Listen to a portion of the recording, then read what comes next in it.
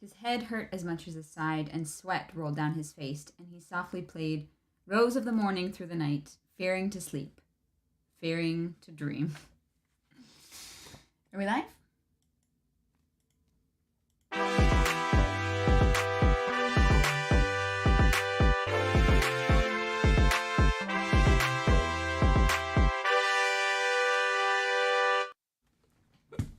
That is right. Welcome back to another edition of the Nerdy Wordy Book Club, episode 12, because we are in the middle. We've gotten to the middle, a little past the middle, honestly, of Das Dragon Reborn. My name's Nerdy. And I'm Clarus. And this is the show where we talk about a book.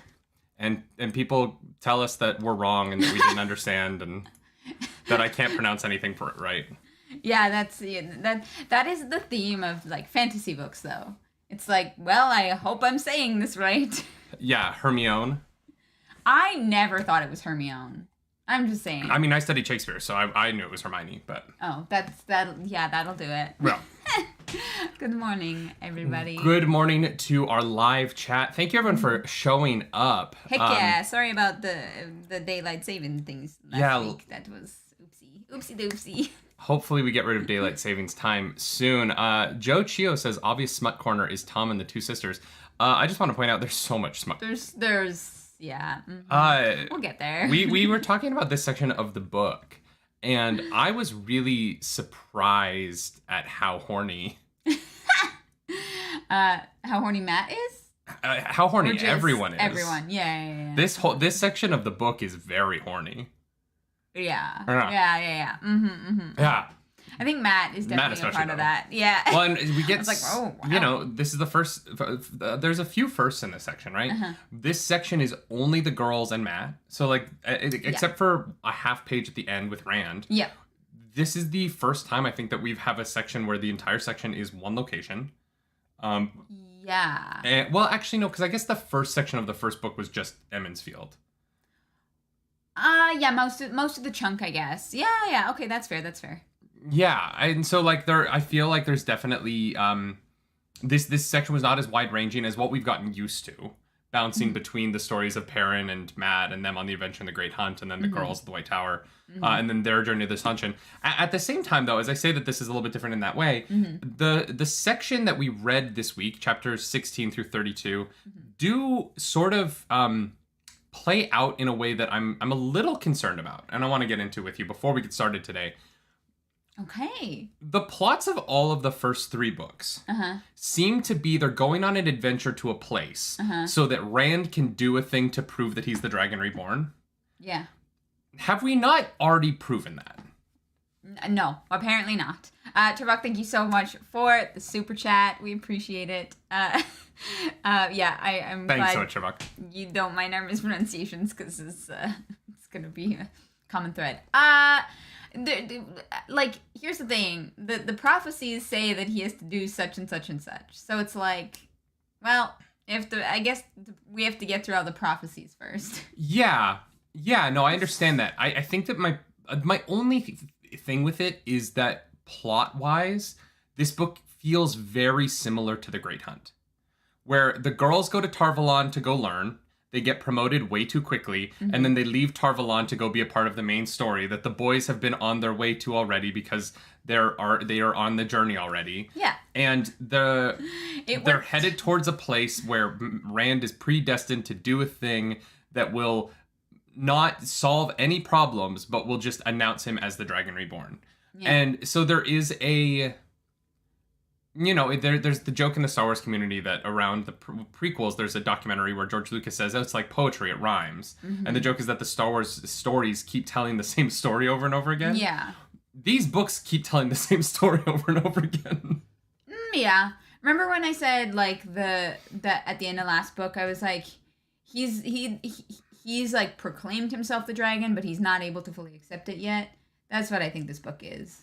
I know, and I totally get that. I just think that after the Eye of the World dragon moment and then the Falna dragon moment, if this book just ends with him taking up the sword and having another dragon moment, at what point does he stop having dragon moments and start doing dragon things? Dragon things! Yeah, and it yeah. just because of the girl storyline of leaving Tarvalon early again, Mm-hmm. I was like, it's all for different reasons, but it is the same plot and same structure. For sure. Yeah. Yeah. And like I don't mind it. If I'm being honest, I'm enjoying it, but yeah, it definitely makes sense. It makes a little more sense now why they're combining book 2 and 3 for the show. Absolutely, yeah. Because you can kind of do this all once instead of twice. I don't mind how it's done in here. Like that's fine, but for the show, yeah, there's no reason for them to do it again. So. I agree with that. Makes sense. I get it. Before we go chapter by chapter talking about what happened in this, we have to mention that this week the Nerdy Wordy Book Club is sponsored by HelloFresh. HelloFresh is a meal delivery kit that allows you to make some of the best dishes I've ever made in my own house. Because I feel like a pro. I feel like a chef. Yeah. Because they send you pre-portioned ingredients that are exactly what you need to make delicious meals. They are a wonderful service. Unfortunately, we found out that our code is only available in the US. So if you are an American and you want 16 free meals and 3 sweet special treats, maybe not special. One of the free treats that we got was non-alcoholic beer. Yeah. I was like, all right. Better than I thought it would be. Yeah. I had a non-alcoholic Heineken and I was like, this is actually not bad. It's not that bad. If you want those 16 free meals and those 3 sweet treats, I have to go get a code. No. Talk about HelloFresh while I go get a code. It's POG-SE3330. Yeah, no, but there's a link. Let me throw him a link. Our mods did it. Our mods did it? Yeah, because we have the best mods. Oh my god, are our mods just on it? Look at Ellen. Oh my god, Ellen, the mod. The best. Click on that link. 3 treats, You're the 16 freaking free best. meals Thank you, from Ellen. HelloFresh. We started using them and we won't stop. Because what did we have last night? You made it. It was pesto rigatoni. Pesto rigatoni with like spinach and pork chop. Yes. Like, It was really good. Last night's meal was great. Yeah, like, and I didn't have any milk, so I substituted butter. So it was creamy. So it was very nice. I enjoyed it quite a bit. Yeah, I'm a lactose intolerant boy, and so we don't have milk in the house very often for her safety. We only have one bathroom. That is a tragedy. Shall we get into chapter 16 of The Dragon Reborn? Thank you to everyone who has already signed up. It does mean a lot to us. I just want to say, you rock. Oh, absolutely. Oh my god, I don't have my notebook. What notebook? I took notes. And it's Do you want to go get it? God damn it. Okay. All right, bye. I'm so sorry. It's like one of the early episodes where one of us left for some reason. I know, but I'm not going to get locked out. You know what? You're probably right. So, chapter 16. We start after the attack on the girls in the novices' quarters, and we come back to Nynaeve's bedroom. Oopsie. Can you... Keep going. This is a professional show on this side of the camera. Yeah. Oh my god. Nynaeve has 2 chairs. Yeah. Two whole chairs. I know, right? Lucky girl. So Nynaeve and Egwene head back to Nynaeve's chambers after they're running with Sheriam. And Sheriam? In my head, it sounds like Sheriam. Sheriam? Sheriam? Yeah. I don't think it's Sheriam. Bless you. Professional. Could be anything. And Elaine, Galad, and Gawain are all Gawain. I'm never going to be able to unhear that. I loved it. How do you say it? Gawain. No, it's Gawain. Like Gavin, but Gawain. No, it's not Gawain. It is Gawain. No. I will bet you real dollars. Real life dollars. Gawain. Yeah. Gawain. No, See? it's Gawain. Yes. No, yeah. Gawain sounds so much better than Gawain. No, it's Gawain. Gawain sounds like you have like a bad Russian accent and you mispronounce Gavin. No, it doesn't. Yes. I will fight you on that one. So the boys are in there with Elaine. They're grilling Elaine. They're giving her the nth degree. And she's not giving up the ghost. No one wants to reveal what happened to them while they were away, even though that these are her brothers. And I don't really understand why they're not getting these boys on board. Well, I mean, part of it is like, here's the thing. I think, well, maybe not actually. I think eventually Gowan will be on board because, you know, the Emerald Seed is like, if I could have 100 hounds, I would. But I don't think Elaine will ever want Galad on her side. Like she hates him. I'm like, girl, what did he do to you? Like there has to be something. Like there has to be an incident where like she just like, I don't know, he told on her to like her mom or something like that, and she just like never forgave him. She's very upset. I'm excited for the point in these books when Galad's honesty and like his integrity saves the day somehow, and Elaine has to deal with that. You know what I mean? Where like him being the upstanding person that he is, too upstanding to a fault. He and I would not. I want to be very clear. He and I would not be friends. I'm a shady mother effer, but I will happily lie if it is the right thing to do. And I can see the difference. But I can also appreciate that Galad, there is value in people like Galad existing the way that they do. And I am excited for the point when Elaine has to like eat crow about him in some way. Yeah, there has to be, he can't just be like the bad guy. There has to be a payoff to how much they talk about it. It has to come up in a relevant way later. Yeah. And it has to mean something. Otherwise I'm sure he's going to end up being someone's warder. Right? And so I can't picture him. It's either he becomes a warder or he becomes like a dark friend. And Galad, the dark friend, would be super interesting. I have been spoiled, so I cannot comment. Oh, right. You know what happens to him. Sorry. All right, well then let's move off it. I want to. I wrote in my notes: the G's are demanding, but Nynaeve is having none of it, and Egwene is too horny to speak. That's what you got out of that? All right, well, because they're like demanding, and Nynaeve is like telling him off. Nynaeve is telling him to leave, and Egwene is sitting there like, she's like, Galad's cheekbones are so tight. If Henry Cavill was standing in front of me, I don't know I would do any different, you know?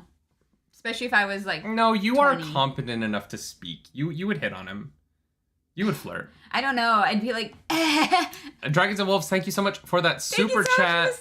We really appreciate it. And thanks for coming back for more of this nonsense. Yeah, we really appreciate it. Thank you. So Elaine is standing by the fire because she can't sit down because Shireen gave her a big old spanking. Yeah.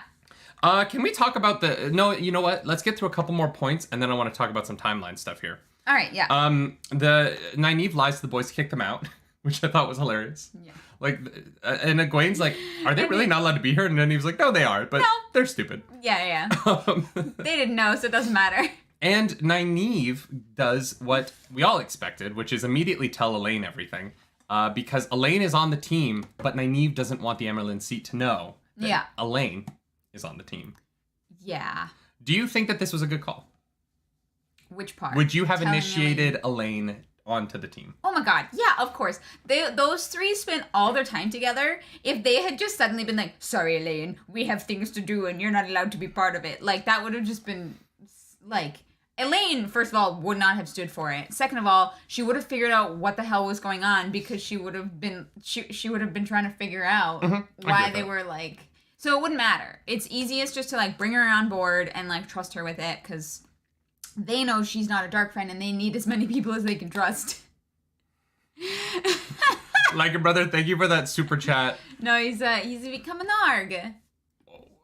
Oh, for joining the Nargs. Yay for something on Nerdy's face. Are you talking about my goatee? Yeah, everyone in chat likes your I had an audition, so I had to shave my beard. I like it. But I still needed to look old. So this was the facial styling that we came up with to try and keep me looking old enough for the part, but clean shaven enough for the part. It was a long conversation last night. Being an actor is a really weird job. Yes, but thanks for joining the nerd table for another month. So yeah, no, I think having Elaine on is, it's interesting to me that there was no conversation about it because what I found really fascinating about them coming back is that Elaine's participation in what they did really causes this great stir for the relationship between Caemlyn and the White Tower. And it was unexpected to me that they would so casually like put that relationship back in danger here, and that Elaine isn't more, in the way that she's responding to the situation, isn't more aware of her duty to her throne. Yeah, but here's the thing. When it's like the entire world is in danger or you're gonna piss off your mom, certain, one has more weight than the other. It's not about piss off her mom, though. The relationship between Caemlyn and the White Tower might be as important. Already in the water. But it might be as important to the final battle as what they're doing, right? Like having the Aes Sedai having allies who don't hate them anymore could be of great value in the coming war. Yes. However, Elaine can always tell her mother what happened, right? And like give reasoning for it and say it was me, it wasn't them. And like it's not like Morgase is not gonna like believe her, right? Like Elaine can always mend this. Maybe. Especially because later on she does send a letter and like let her mom know, right? Yeah. And like she does get there. I found it fascinating that she's so on board. It just from like the way that she would have been raised. I'm surprised that it doesn't come up more, that there's I want Elaine to have more tension as a character. I agree with that. And she's a little simply written. She's very intelligent, but like she's just kind of there right now to help facilitate things, and I know we're gonna get more of her. I believe that in my heart of hearts. What?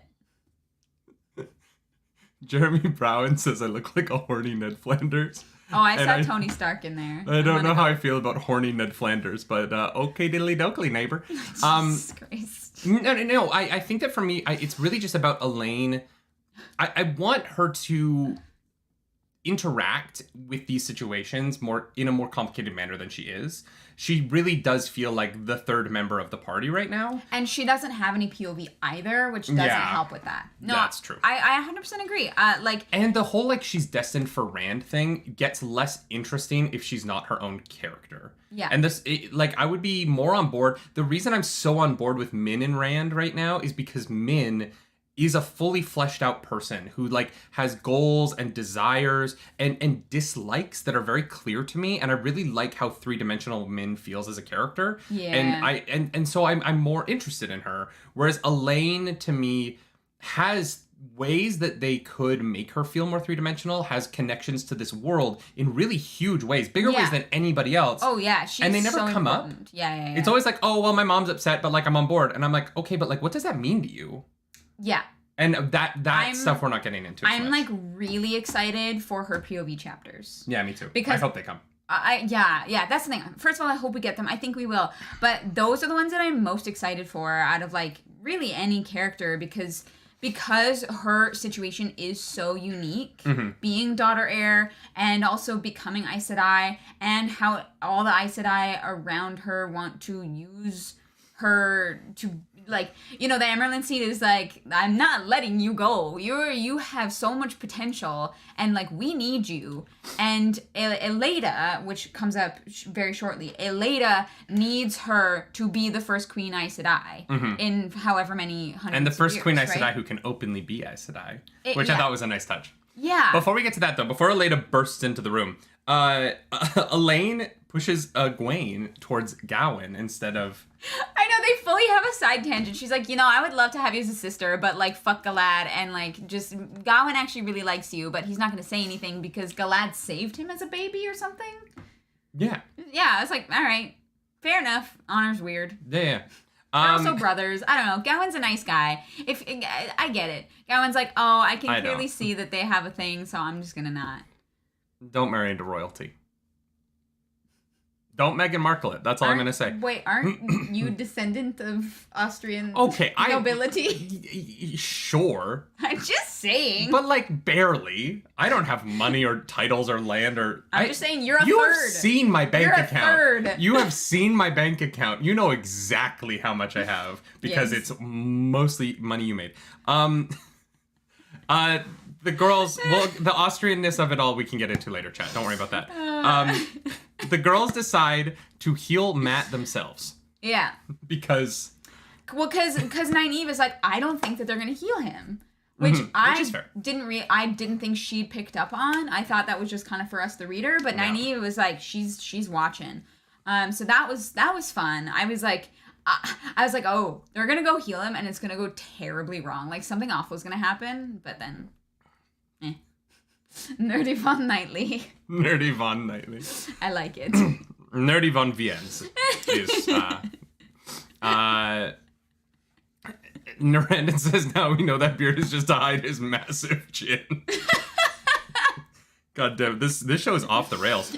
I think that Nynaeve could have done it. I believe in Nynaeve. I think she could have pulled it off. I don't. After reading the chapter, where like... I don't know, she's Nynaeve.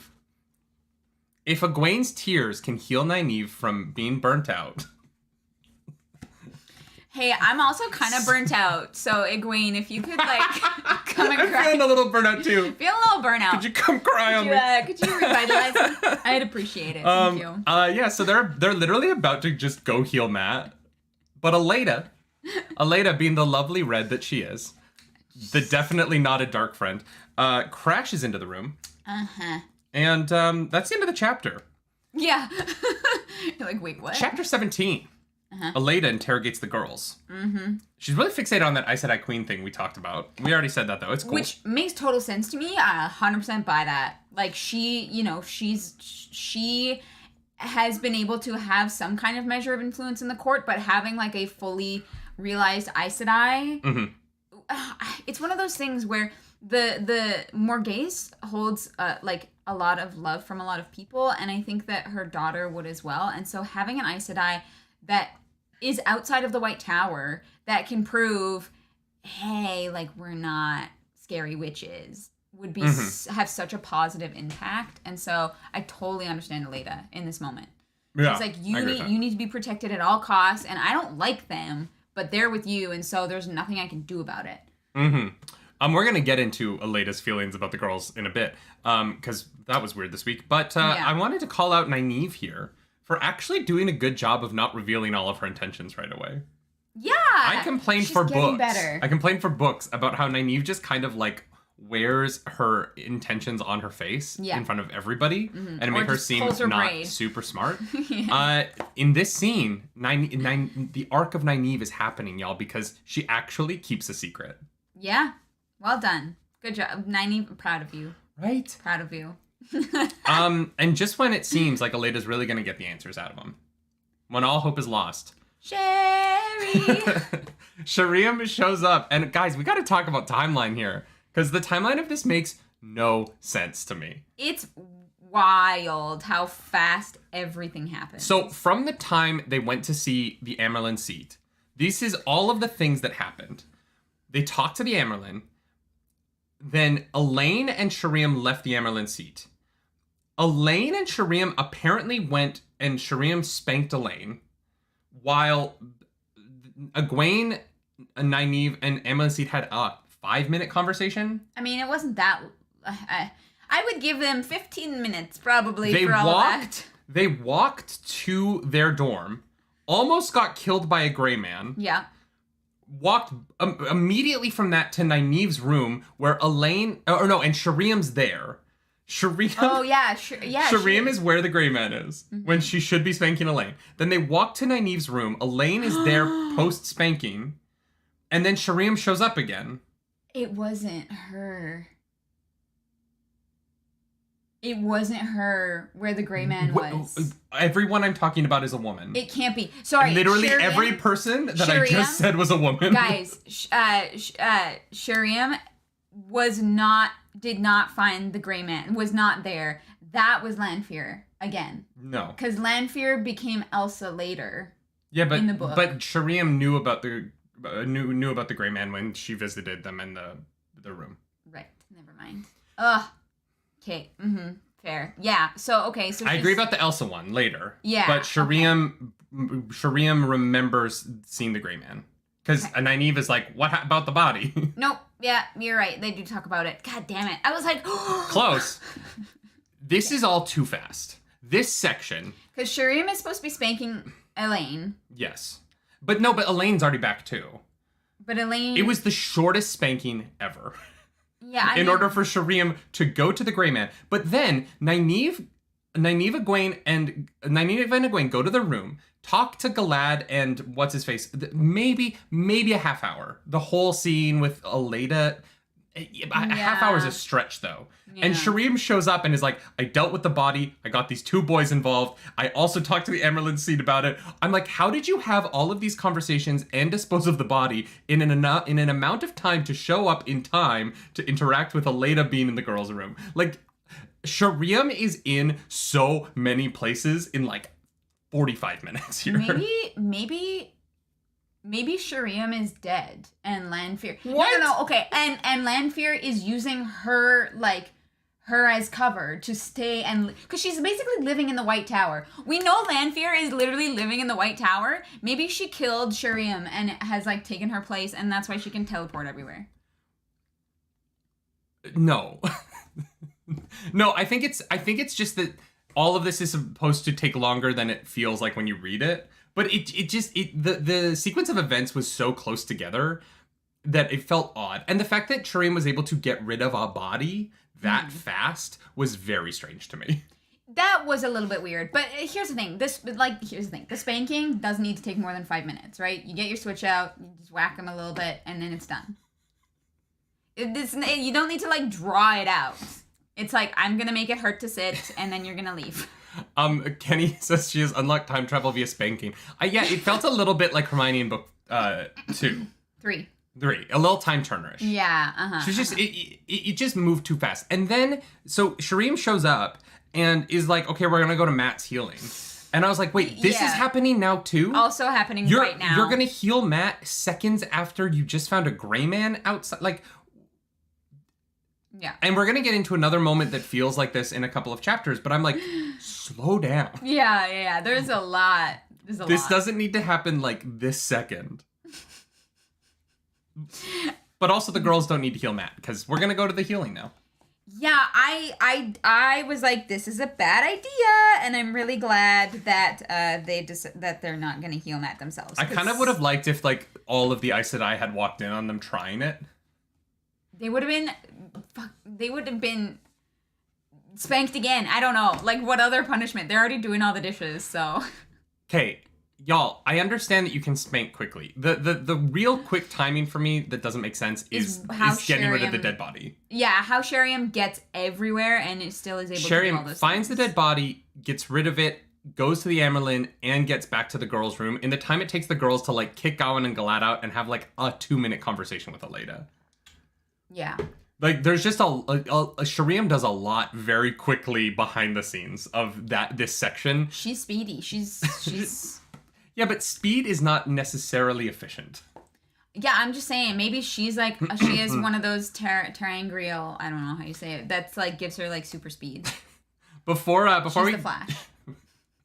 Before we get into Matt's healing, I want to bring up, Sheriam believes that the crime should be forgotten after the punishment.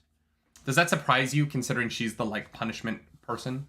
No, that, especially coming from her, that makes 100% sense. See, I don't buy it, because she just seems very intent on giving people reputation based on their behavior. Yeah. And so I don't know, Sheriam to me seems like the kind of person who has a very long memory of everything you've ever done wrong. Yeah, but here's the problem. Like, you can't hold all that against people, because then, like, you don't give those people room to, like, do better, you know? See, I've not gotten the sense from the Aes Sedai that they are, we're going to give you second chances people. Are you kidding? Half the tower thinks that they should be stilled for, like, running away. Yeah, that's my point. The Aes Sedai as a community do not seem like second chances people. They're like, oh, you ran away because Leandrin told you that you were supposed to? We think that you should be stilled for that. They don't know that. But that's my point. Like, the Aes Sedai very much don't have a second chances kind of vibe to them. Right. Elsa got kicked out for looking at boys too much, so... That is true. We find out that the Amerlin put her on a ship back home because She just liked watching the warders. I guess because Fair. she wasn't, like, interested in studying, and, like, fine. But, like, it was very funny. I personally don't get it because Lan isn't there, but, like, to each their own. I don't know. Galad is there. So. Yeah, no, he's too pretty. He's too pretty. Too pretty. All right, so Shreem leads them down into the basement where the Terangrials were kept. Were keeps. We're not sponsored by Keeps, but if you're losing your hair, go to keeps.com. Sure. So they come into the room, and the ladies are all arranged around a table, a tablet, if you will. And Matt is lying there. He does not look good. He's not well. He looks like the Crypt Keeper from the Tales of the Crypt Keeper. And oh my god. I can't. Swan is at the head of the table. Leanne is at the feet. And then there's 8 other Aes Sedai at the table. Shreem joins them to help out. It takes 10 Aes Sedai. Do you think that Nynaeve, Egwene, and Elaine have the power of 10 Aes Sedai? Oh, I thought I wrote down 8 for some reason. Yeah, 4 on each side, plus Leanne at the feet, and Oh, I thought that was including them. Never mind. I can't do math. Yeah, there's no way Nynaeve could have done this because it took like 10 of the strongest Aes Sedai in the tower. And the strongest Sarangrial. Yeah. Like there's no Nynaeve would have killed them all. 100%. Yeah, she pulls out the great dildo and she waves the great dildo over Matt. It's large enough she has to two-hand it. So you know that thing has a lot of power in it. Mm-hmm. And Matt just starts screaming in Manetheren. Is that the language? No, the ancient, the old tongue. Tongue, whatever. You know, in Manetheren. But I love it translates to I am a free man, Aes Sedai. I am no Aes Sedai meat. Hot. I feel like another name for Wardor is Aes Sedai meat. I mean, only among the Greens. People... Only among the Greens. Only among the Greens. You're right. Hey, you got some of that Aes Sedai meat? Oh my god. Hey, Gwen, you wanna hook me up with some Aes Sedai meat? Shush. Yeah, there's also the... Oh my god, I can't. I literally cannot.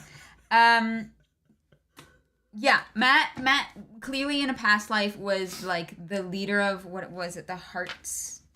I wrote it down here somewhere and I should have highlighted it. The Heart Guard. Mm-hmm. He was clearly like a commander of something called the Heart Guard, which like we don't really know much about yet. No, I think he was the king of Manetheren. You think he was the king? Yeah. Oh God, yeah. Oh, okay. He is the reborn king of Manetheren. Right? Okay. That's why he's the leader of the charge. Okay, yeah, that makes sense. In this world, every single charge is led by a king. Fair. Like Faldara, yeah. Agamemnon leads the charge. Agelmar. I knew it was in there somewhere. Jesus Christ. What? I like the movie Troy, okay? Brad Pitt is really hot in it. So is, like, everybody in that movie. I cannot deny that. Troy is a bisexual's paradise. That is, you're not wrong about that. But yeah, that Red Eagle of Manetheren is a very prominent symbol in a lot of these books. Well, and what's funny is, you get the Red Eagle, but then there's supposed to be a hawk and, what's the other bird on Perrin's shoulder in all of the visions? Is it also an eagle? No. It's... Raven? A hawk. No, it's not a raven. It's a hawk. Maybe no. It's like 2 smaller birds. Chad is reminding me that Agelmar is not a king. That is true. It's a falcon, a hawk and a falcon. So it's not an eagle. I was like, I know it's a small bird. St. Jimmer says, wait until Nerdy finds out about ancient Greece. I've played Assassin's Creed Odyssey. Thank you very much. You know everything about ancient Greece. Honestly, though, Assassin's Creed Odyssey, like, I watched you play it, and I was still like, there's a lot of actually good learning stuff in here. My favorite moment in Assassin's Creed Odyssey was in the first area. When you Googled the place. So I opened the game, and I was in this cave, and I was really frustrated because I couldn't find whatever this, like, item was at the bottom of the cave. And so I Googled the cave. Yeah. And the real cave, it's just a real place on that island in Greece. And you didn't And it looked exactly the same. And I was like, did they just recreate Greece? Like, I was so blown away by how one-to-one it looked. Yeah. I was very, very impressed. So Matt's gonna live. Matt is gonna live. It took some effort.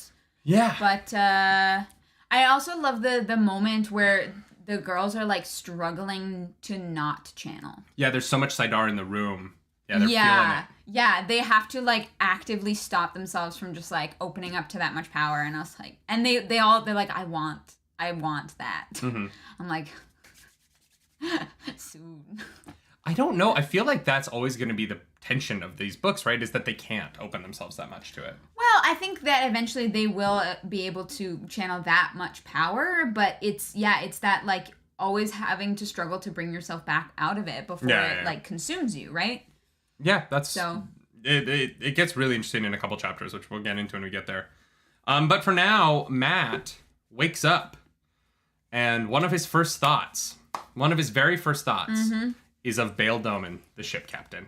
He's like, there was a ship captain, and I was like, ship captain. Ship captain! Let's go, Bail Doman. But then he very vividly remembers the fall of Manetheren. Yeah, he has fully like a vision kind of, I don't know, but it was fascinating. Mm-hmm. It was so cool. I was like, I love that we're finally getting a little bit more of this after Matt started yelling in the old tongue in book 1. Dero, thank you for that super chat. You say, and it came to pass that after the longest prologue in literature, the Wheel of Time finally begins, 19 chapters into the third book.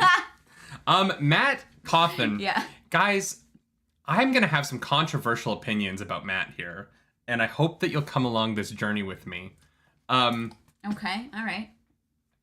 This is a new character. A new Matt. Matt is functionally a new character from here on out.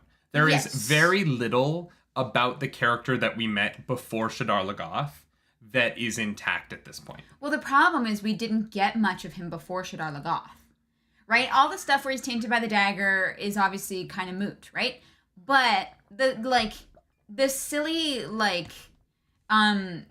speaking when he maybe shouldn't, things like that, and making fun of people in a lighthearted way, but maybe not in the right situations, or that lightheartedness, the of just interacting with the people around him, I definitely think was there. I feel like I am a lifelong comic book reader, mm-hmm. which means that I am a lifelong person who is used to retcons. This is a retcon. A little bit, yeah. I think that Robert Jordan realized that he wanted to do something with this character. Yeah. And realized that the setup that he created for this character was a little bit uninspiring and a little bit not very useful to the plot. And not realized. And so he just kind of recreates Matt. Yeah. With he just recreates Matt here mm-hmm. with a whole new backstory. We learn about his family. Yeah. We learn that Matt has been trained in combat from a young age by his father, which never came up when Lan was training him. No. Turvok, I just want to say thank you so much for the super chat. Super duper chat. We appreciate it. We're excited. We're excited to learn more about Matt. And that is exciting. But yes, it does feel like Robert Jordan was okay, now we really actually got to make this guy somebody. And Lan never noticed that Matt is a champion level quarterstaff fighter. God at wielding a shaft. Yeah, it's. Did you just God at wielding a shaft? I did. I went with it. You're welcome. Smut corner. There's a lot here that comes out of nowhere, but the thing I think that comes out of nowhere most for me is in the scene with Nynaeve and Egwene. He's very much oh, you want me to do that for free? And I'm that's not the Matt from the first book. Matt was very much about helping people, his friends out. He was a prankster, sure. Yeah. But if I got the feeling from book 1 Matt that if Rand had been hey dude, I need you to deliver this letter for me, his answer would have been of course, Rand. Yeah, I got you. Yeah. Whereas I'm sure that this is kind of the taint of Shadar Logoth. Mm-hmm. But at the same time, Nynaeve is kind of oh, of course, you are the guy who always needed something for something. Yeah. And I was oh, that's interesting because we've never that aspect of his character was never brought up before this. I think Methany, thank you so much for that super duper Methany, chat. thank you so much for that super chat. True. Here's my theory. Matt Shaft is Matt starring Samuel L. Jackson. Matt is a new character, I think, because he didn't yes, he had that one outburst in the old tongue in book 1. Mm-hmm. I think that whatever happened to him in the healing and pulling him apart from the dagger, I think has opened him up to his previous incarnations. And I think that is bleeding through his character now. And I know Okay, that yeah. that's like a kind of way to just justify it, but it makes sense to me. Like, I buy that 100% because we don't really know how the healing works. Nobody knows how crazy an effect this dagger has had on him, because remember, he's incredibly lucky all of a sudden. Like, yeah, he used to win like a decent amount. That is literally new. I mean, like, the backstory stuff is the horse trader written... and the staff quartermaster, that is kind of like thrown in there as like a little bit of extra justification. But yeah, it's a soft retcon of the character. Yeah, and I'm not complaining. I'm not saying that is a bad thing, because I really do like this version of Matt and what we get in the next few chapters. I'm just pointing out that it feels very much like in book 3, a lot was decided in order to make this character more relevant to the story moving forward. Yeah. That just simply wasn't there he was not a quarterstaff master 3 books ago. He was not in combat, like, absolutely crushing it. He was scared out of his mind as if he'd never been trained before. Yeah. And he's now, the one who, like you said, he's the one who his dad is the best quarterstaff fighter, so much so that his dad usually beat Rand's dad, who is a Heron blade master. Yeah. Like, yeah. It is a soft retcon, and it's okay. And like, it works for me because the character, I really like the character here, and he's awesome in these chapters. Yeah. But the way that he is portrayed is entirely different. Yeah, for sure. And being like, getting his perspective on things also like feels like a big shift, because we're actually seeing things through his eyes as well, which is very fun. So he wakes up. He goes through his like mind journey through Manetheren. He leads the Heart Guard forward to charge the Trollocs. Yeah. Super cool. And then he looks over and there's just a heaping pile of food. And he's like, food second. I need to know where I am first. And I just want to be very honest. How? Yeah, no, food first. Food first. Food first. We are very and then you find out who's feeding you. Food-driven people. When you talk about like dogs, how they're motivated, they're like people motivated or food motivated or other dog motivated. We're food motivated people. Yeah. 100%. I love that it brings up that Matt's dad never did anything dishonestly. That's not in the show. Wait a second. The man who cheats on his wife in the middle of the town square? Yep. That's a weird tidbit.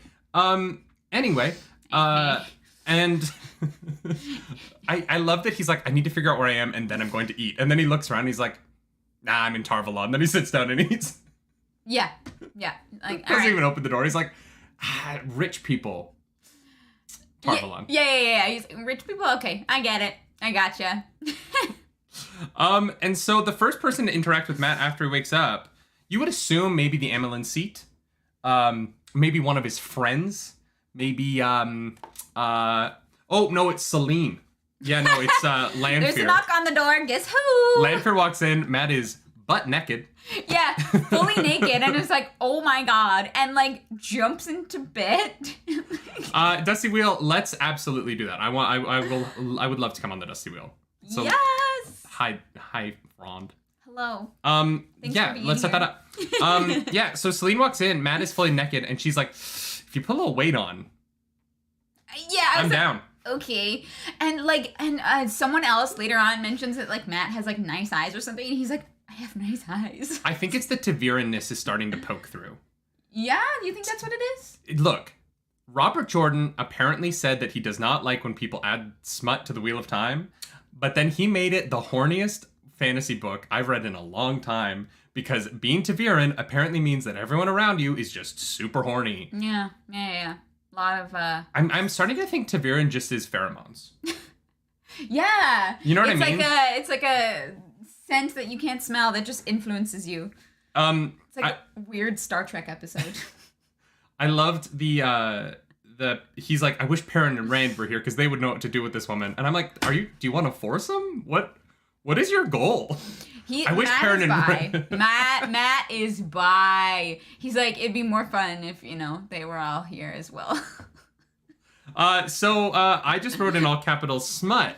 Smut. This is the easiest smut corner ever, right? God, Matt's already naked. You don't even have you don't have to take the time to take the clothes off. Mm-hmm. Lanfear just shows up and you're like, oh, okay, she just lives here now. She's like, yeah, I was already here doing other stuff, but I thought I'd give you a visit. I'm like, Do the Aes Sedai not?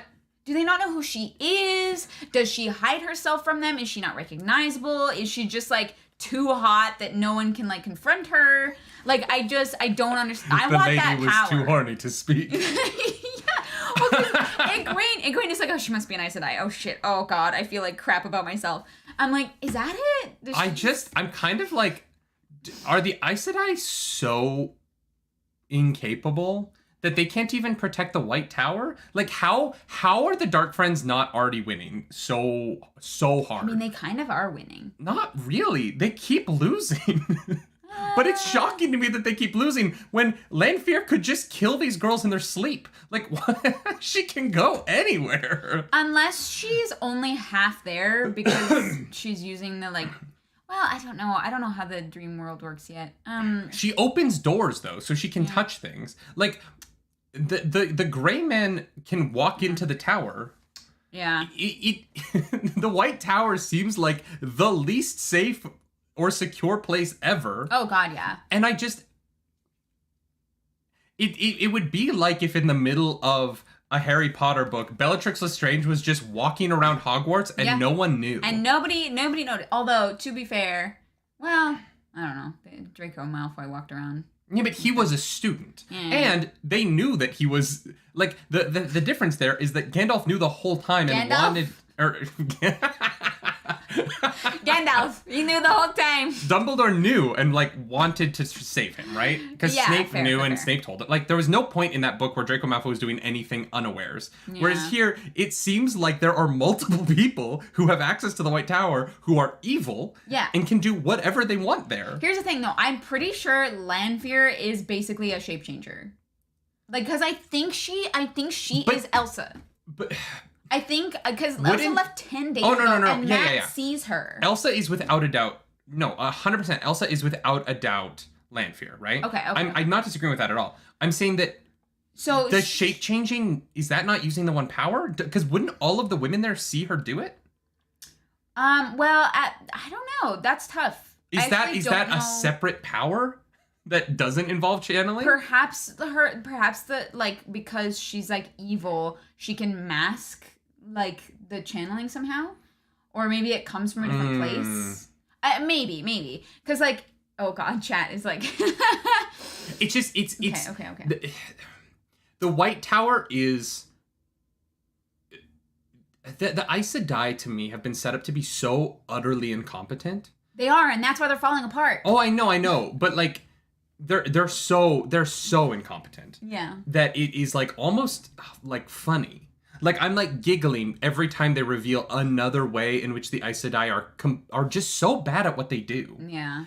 And like the 3 oaths become such a joke when you're like, you guys need to get rid of the oaths and become good at this, because you are failing at every single level. Yeah, and then in Egwene's trial. Well, let's get to that when we get to like, it, right? Yeah, I'm just saying like that's definitely implied for sure.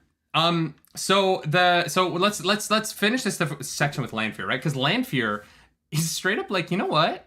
I lied to Matt and Rand and Perrin and they bought it, but you know what? You're too good. She's like, I don't need to push you to search for glory. You're gonna do that yourself. But what I'm saying is that she is acknowledging that Matt isn't gonna buy into her crap.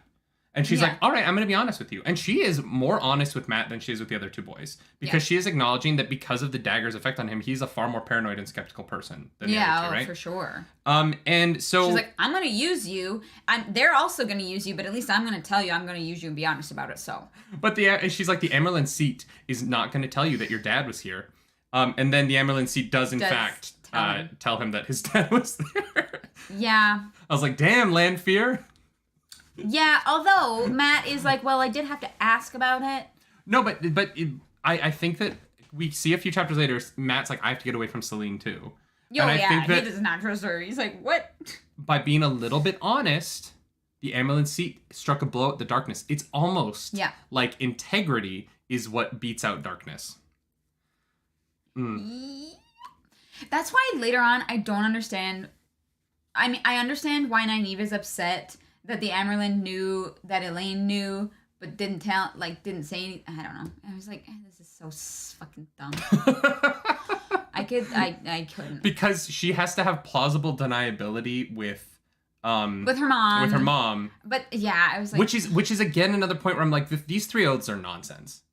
The 3 oaths are literal nonsense. If it comes down to, well, I knew, but I didn't say that I knew, and so when I lie to her mother, I can be honest about the fact that I didn't tell her daughter to go. Like, I'm like, if you are thinking that far ahead, in order to justify your lie, you don't believe in your own oaths. And this is my problem with them. I think the idea of the oaths, how it came about, was probably out of necessity, right? You have these incredibly powerful people who can do these, like, wild things, and you have to be able to have some measure of trust with them. And so I think that these oaths came about because people were just terrified of them, and they had to be like, look, like, we're trying to do the right thing, and to prove it to you, we are going to, like, bind ourselves. And it's like, I get the idea and the thinking of it, but yeah, right now it's like everything has kind of been, like,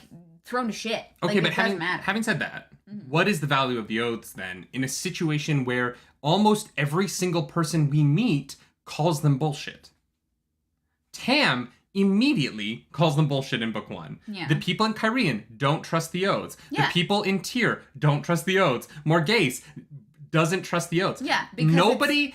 Here's the thing: if the oaths are for other people, yeah, and every single person in any form of power doesn't agree with them, it's been how many hundreds of years, right? And now it doesn't work because the Aes Sedai have had to take these oaths and then had to get more manipulative and more, like, sly because they've had to do that. Now people trust them less and less and less and less. And so it's moot. It doesn't matter. I'm just saying, originally how it came about, I completely understand it. It was to try and be like, hey guys, look, like, I promise we're going to try and do the right thing. But the value of the oaths was only lost because the Aes Sedai corrupted them. Yes, 100%. And so, like, it is literally it is another, like, rather massive failing of the Aes Sedai that they corrupted the oaths. Oh, right? 1,000%. I agree with you. I'm just saying, I understand originally the, like, purpose for them and how they came about. But yeah, the Aes Sedai screwed themselves over because now they have to magically bind themselves and nobody trusts them, and so it doesn't matter, right? Yeah, it's unfortunate, and I think that that's what's so cool about these books is that, you know, the light side is also fucked up. Like, they've messed up. They've really shot themselves in the foot on so many occasions, and a lot of them have not learned from this, even though there is a whole faction of them that's, like, dedicated toward, like, history and knowledge. And it's fascinating, and, like, even Varen is part of it. Although Varen seems to try to want to do the right thing. I really hope Varen's not a dark friend, because I don't think I find her very interesting. But yeah, it's like, it's so well written because you're like, these are the good guys, and god damn, just you fucked up. Like, yeah, I just, it's tough. Yeah. I think that it's especially tough because the Aes Sedai right now to me don't seem to be good at anything. Yeah. And it makes it kind of, I think the tower is going to fall to these white cloaks. I don't think so. You don't think so? No, I think that Nynaeve is going to be... either Nynaeve, Elaine, or Egwene is going to be the Amyrlin seat within, like, 2 books. Mm-hmm. And then the White Tower is going to get, like, fixed by them. Okay, we'll get to that with the... I think that narratively, the White trial. Tower has to be there for the end. Like, I think that, like, the Aes Sedai have to, like, be a part of this moving forward. Yes, for sure. But, like, I think that they are about to have, like, a reckoning. Especially because Lanfear is there in the middle of them. Well, but also the Grey Men are, like there's no security. No. They're all so screwed. I don't understand why they're not just killing them. Why they're... Like, I don't understand why the Grey Men... Like, the Grey Men, like, could have killed Nynaeve and Egwene much easier than, like, shooting across a courtyard. They could have just slipped in the room in the middle of the night and cut their throat. Like, I don't understand. And maybe that's why the Aes Sedai aren't losing, is because the Dark One's assassins are just also incompetent. And, like, maybe everyone sucks on every side, and, like, that's how they're getting by. But if your security is this bad, there is no reason for the Aes Sedai to not all be dead. Also, I'm surprised that the 13 Aes Sedai ladies didn't kill more people on the way out. Yeah, well, how many or did they kill? any named character. I don't know, because I have no idea how many Aes Sedai there are, except that the tower is large enough that they don't all know each other, which is still crazy to me. Yeah. It's like a large university, right? Yeah. I don't know how many people they killed on the way out, but they killed enough people that people care, but not enough people that it was anyone that our characters knew. Yeah. Literally no one named dies, right? I honestly thought that Elsa was going to be one, just so that we had a name, like a reference for someone who had died. If it would have been so much cooler if that was the case. Yeah. If they were like, wait, you saw Elsa? She died. She was killed by Leandrin. Yeah. That would have been a way cooler reveal. The Schwartz, thank you for joining the nerd table. The Schwartz! Your Schwartz is as big as mine. Yeah, it is that we have not been given a clear scope of the tower, and like that's tough because like they'll see people, they'll be like, I know that person, and that person I've seen before, but I don't even know their name. Okay, so Tuber says I went to high school with 1,000 people and I didn't know a third of them. Yeah. If there are 1,000 Aes Sedai here, that is so many people. Yeah, that's massive. That's a lot of magic users. Yeah. And here's the thing, it just seems to me like there's like 150. Dwindling. That's what it feels like, right? Like, because their numbers have been dwindling. Like, there are less and less Aes Sedai every year. So, yeah, I would have guessed, like, maybe 200. Especially considering we keep running into, like, the same 7. Yeah, exactly. We run into the same people over and over again, which I think is, like, I don't know. Nim by another name says, I went to class with 30 people and didn't know basically any of their names. Nim, that's on you. That's not the class size. That's...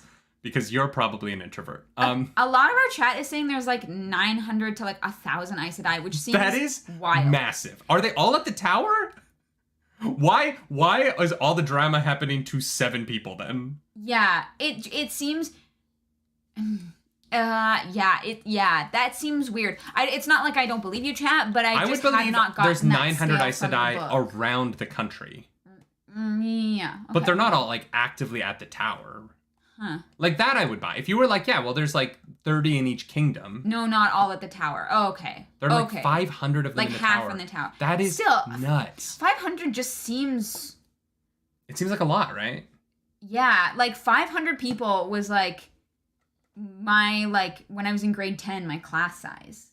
Your class size was 500 people? Yeah, I went to Crescent in grade 10. There were 300 students in my high school. Yeah, no, there was like 1,500 to yeah, it was an awful nightmare, and I left for grade 11 and 12. A Cedar Star says I imagine like 30 at the tower. That's what I was feeling too.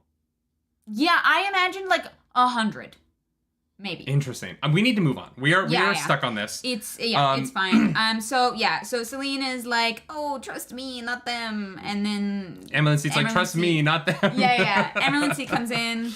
Matt does not tell her about Celine.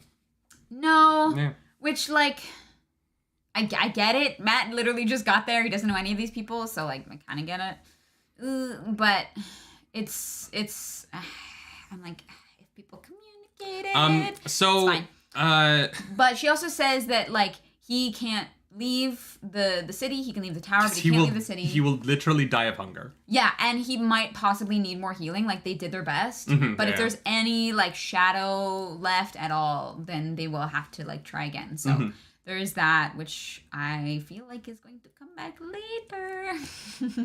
And so, yeah, we move on to Varen. Summons Egwene after work. Egwene's been scrubbing them pots. Yep.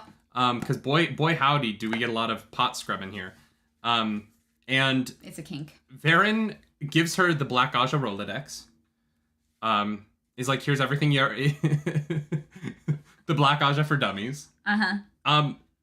Chat, I know I've said this before, but when we first like started making jokes about like there is no Black Aja, there is no War Embossing Say, I thought that we wouldn't be talking about the Black Aja all the time, but it's every other chapter. Yeah, I definitely thought it'd be more of like a like covert. I don't know. Yeah, no. The Black Aja are very open. They don't care. Yeah. And V reveals the dream world to Egwene. Teleranriod. Was the last dreamer was Korean in Nadil. Yep. That name comes back. Yep. They like to add ins on the ends of words. Yeah. Korean, Koreanin. Just an extra. Kyrian and Koreanin. And then I have a picture here of something I wanted to discuss from the novel. Ooh, I also have some pictures, but I can't even remember what they are. So Varen's reading a little text from that Age of Legends, and she goes, what does this mean? Heart of the Dark, Baal-Zaman. Name hidden within name, shrouded by name. Secret buried within secret, cloaked by secret. I literally Betrayer of hope. Ishamael betrays all hope. Truth burns and sears. Hope fails before truth. A lie is our shield. Who can stand against the heart of dark? Who can face the betrayer of hope? Soul of shadow, he is. It ends there. I also took a picture of that. So Baal-Zaman is the heart of dark, and Ishamael is the betrayer of hope. Yeah. I'm assuming that Soul of Shadow is Lanfear. And so you have like the heart, the soul, and the betrayer, and those are like the three. That's like the holy trinity of the Dark One. I assumed that this entire thing was about Baal-Zaman. Well, I mean, she literally names the Ishamael here. Yeah, I still think they're the same person. The reason that I had thought that is in the chapter before, when Moraine goes to the two sisters that are like chilling out in a cabin in a town somewhere.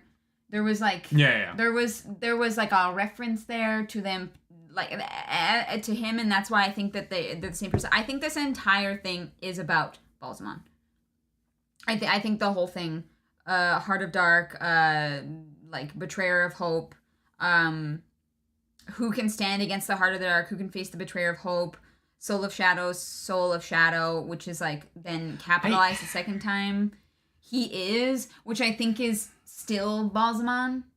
Okay, if that is the case, I hope they can make Baal-Zaman interesting. Because right now, Baal-Zaman is no longer interesting to me. I don't care. Yeah. He does the same thing every time he shows up. Rand has taken him out twice. I agree. Like, Baal-Zaman has to...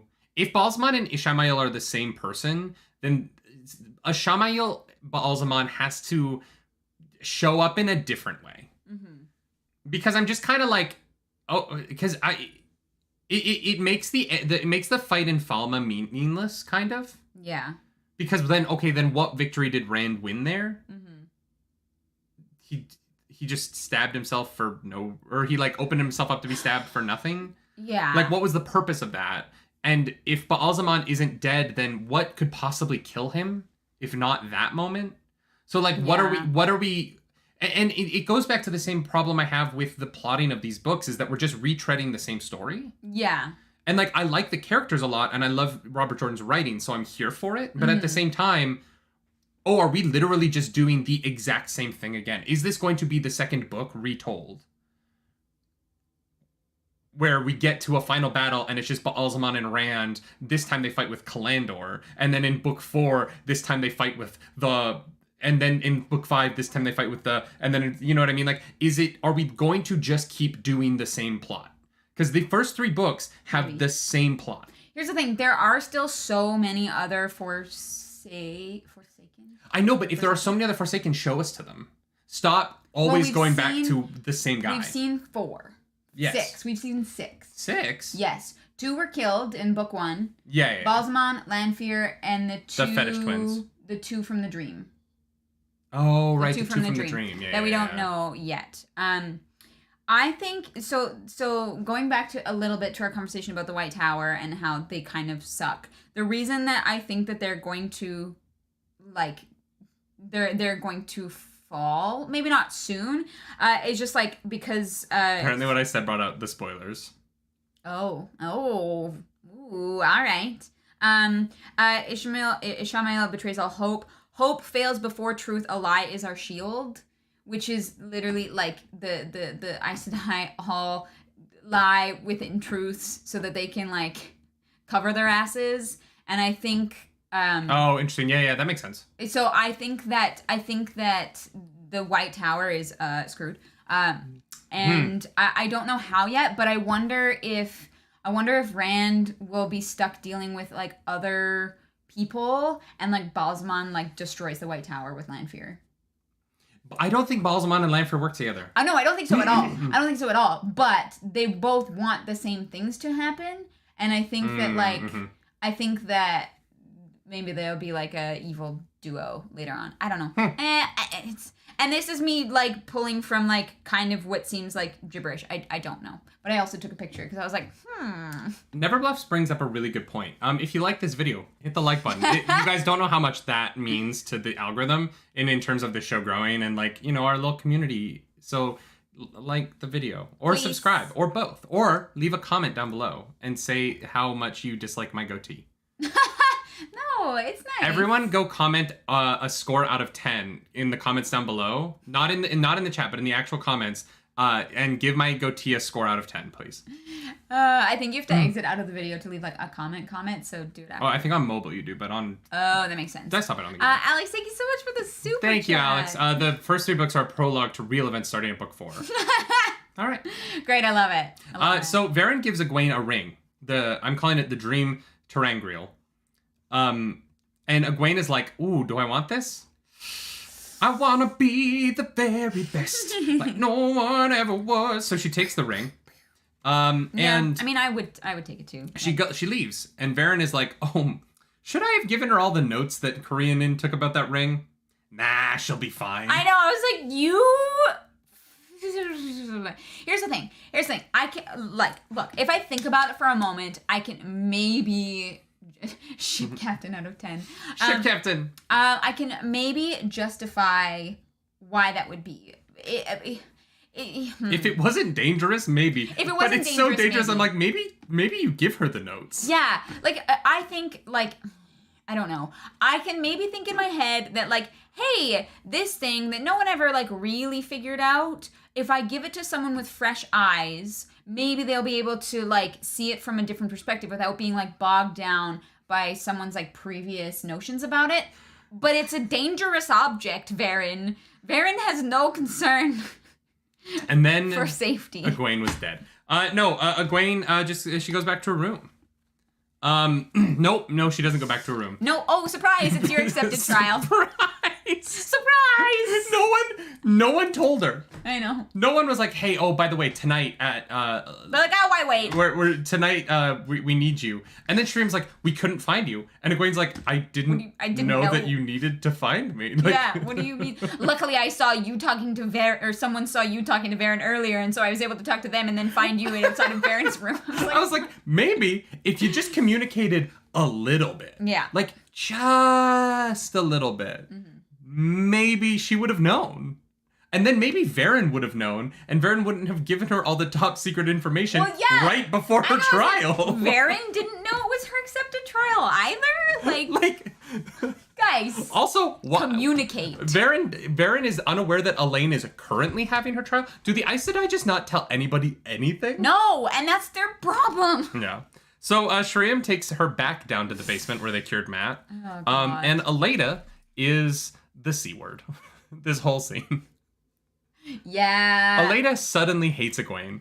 Not suddenly. She didn't like her. It's pretty sudden. No, she didn't like her in the bedroom either, but Elaine was there. Hey, Egwene is young. She doesn't know what she's doing in the bedroom yet. She's learning. You know what I mean. You know what I mean. Eleda comes on so, like, this is supposed to be Egwene's, like, trial. Like, this is supposed to be, like, the moment where they, like, raise her up. And she's like, ugh, Wilder. And people accept that behavior right before, like, Eleda has been through what she's about to go through. You're telling me that any woman who's gone through that would be so vile to someone right before they go in? She's got to be a dark friend, I guess. I don't know. I hated it. I was like, do the Aes Sedai not care about their own traditions? Eleda sucks. I don't know why she was the one to go advise Morghese. Oh, yeah, terrible choice. Oh, literally terrible choice. I'm surprised that, like, the Emmeline seat didn't come in and be like, what are you doing? And, like, smack Eleda in the mouth. Like, shut up. Now's not the time. Yeah. She's like the worst. Yeah. And like I don't really I don't really get it. Yeah, it just comes out of nowhere, and it's the wrong time. Like, this is supposed to be like a very like traditional, like it's like It would be like if someone showed up to a christening. You know what I mean? Or like a baptism and was like and you're like, dude, what are you doing? Like, I hate you. You know, what? It was just very odd. Yeah. And it just kind of came out of nowhere. I felt like Aleda up until this point was never this dismissive. Well, we didn't get a lot of her in the tower, right? Yeah, but then it gets... She's super sus of Rand. But then she gets to the point where it's like... we'll talk about the thing in a second, but I want to skip to the end of it when she's like, well, you're a wilder. And Egwene's like, but I'm not a wilder. Not really a wilder. Like, and she's like, I know you're not a wilder. I know you're not really a wilder, but you're still a wilder to me. Wilder. And I'm like, what kind of nonsense is that? In that case, everybody's a wilder to you. Like, what is your metric here? It's just like justification for like alienating this person, and like I honestly think she wants to fuck with Egwene so that like she's not overshadowing Elaine, but I really don't know. Yeah, it was very random. It came out of nowhere, and I was just like, all right, whatever. Yeah. This whole latest stuff. It was not cute. Yeah. Girls, not good look. You're supposed to be like it's supposed to be the trial. It's supposed to be like, lifting them up. Bring it up later or bring it up earlier, but don't bring it up now. Yeah. It's the wrong time. Like, Aleda, if you're going to be a dark friend, you've got to be politically more intelligent than this. So you spent time in court. Yeah, exactly. Yeah, I don't know. It goes back to Nynaeve book 1 when Nynaeve is like being... Why are you... I'm like, don't let people obvious? know... Yeah. Yeah. It's bad politics. It's like bad like existence within the tower. I just don't understand why you would cause this commotion. Anyway. Yeah. The arch is literally vibrating because the Terrangrails are not sex toys. I mean, what? They're not. They're not. The giant vibrator is going off. What? You mean the arches? Yeah. Sorry, the arches are going off. How? And Alana is like, yo, There's a weird like buzz, and Alena's like, yeah, well. Does anyone? Did someone not turn their phone off? Yeah, you can't go into the room with the X-ray machine and have your phone on. Like, you're supposed to turn that off, guys. No, it was just weird, and then like. Some page brought up Elena is Ted Cruz. I don't want to get political, but the Ted Cruz's Ketanji Brown Jackson interview is the most unhinged thing I think I've watched in forever. Oh God, yeah. Anyway, random aside. So Egwene gets naked, and Shireen is like, the way back will come but once. Be steadfast. And that thing. Egwene walks into the finale episode of The Wheel of Time on Amazon Prime. Yes, this will literally be the finale on the show. Oh my God. Like literally, she's like, "Oh, it's my daughter and my husband," and I was like, "Oh, I understand where they got the finale of The Wheel of Time from. It's literally this scene. It's just this other person's perspective." And so yeah, they have a daughter named Joya. Yeah. Very cute. Yes, very cute. And Rand is getting these headaches because he's channeling. He's blowing trees up with lightning and shit. Yeah. And just... She's like, no one else has put it together yet, thank God. Like... Compared to Nynaeve's first trial, this was so pleasant. The first one, yeah. Nynaeve's first trial was a nightmare. Yeah. This was not that bad. She had to, like, leave Rand behind, but, like... Compared to Nynaeve's first trial, where frickin' Agentor was trying to, like, murder her in a maze. Yeah. Not that bad. Yeah, no, this one was like, I'm like, okay. But then that's when I knew that the last one was gonna be wild. Oh yeah, things get rough. Yeah. Mm-hmm. Things definitely get rough.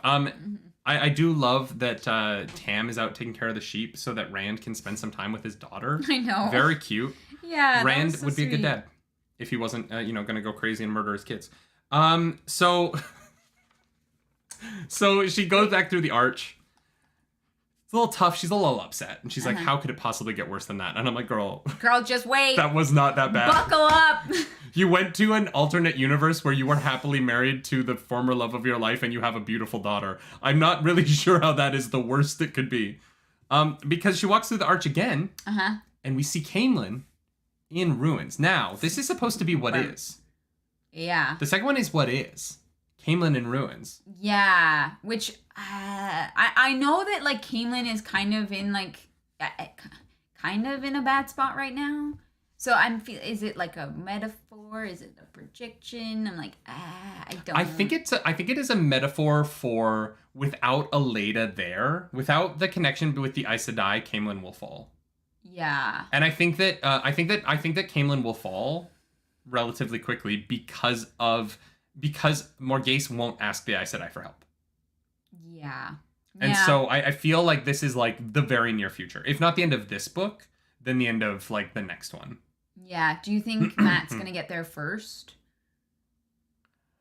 Oh, yeah. That'll happen first. Yeah. Okay. I think that the fall of Caemlyn happens after the Stone of Tear stuff. Because they can't happen... But Matt has to get to Caemlyn in this book.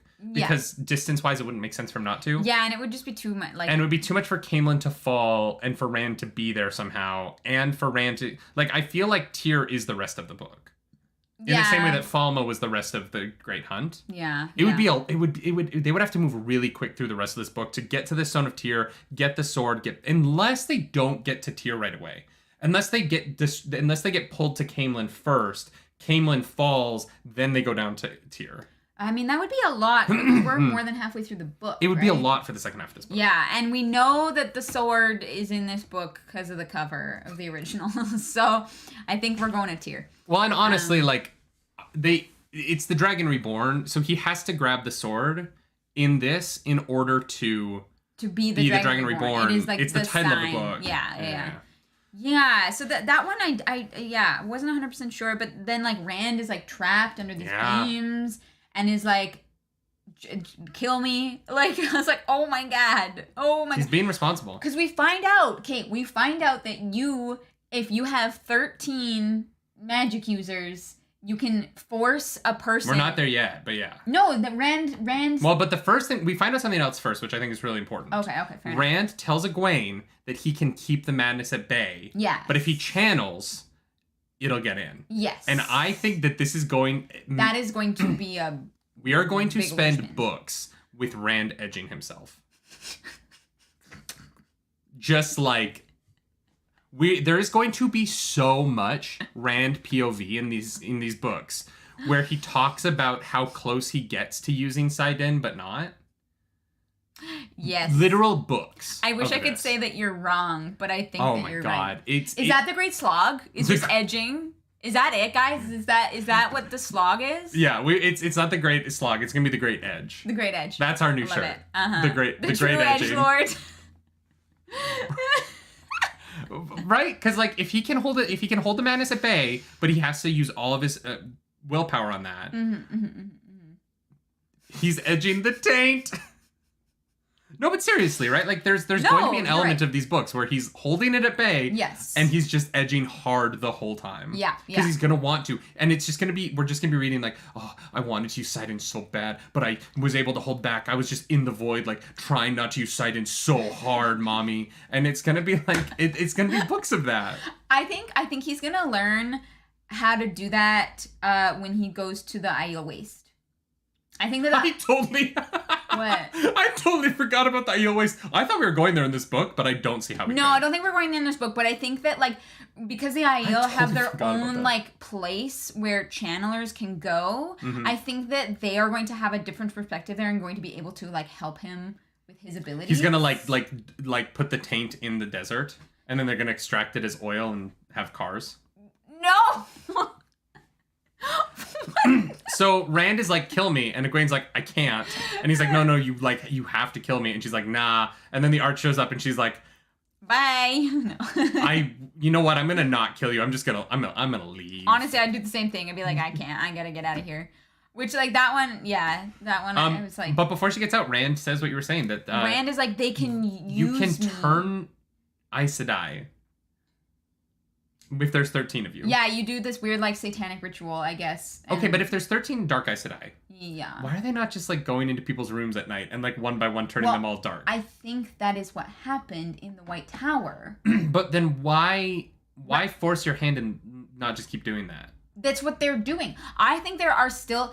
Oh, you think there's still 13 Aes Sedai in the tower? Yes, because remember, we know that 2 of each faction left Yeah, which is a really cool the way that is all explained. Yeah. That it is 2 of each faction. Well, that's the next chapter, but sorry, just skip ahead. That it's 2 of each faction, and that their ages are all different and their locations are all different. Yes. I loved that tidbit. Yes. That was very cool. So I honestly think that because there's so many Black Aja, and you would think that some people would be smart enough, so to realize that's. Don't be evil. But yeah, I think that is how there's so many of them. Is they're literally turning people. Chad is right. You also need 13 Madral there. Yes, so it's the White Tower.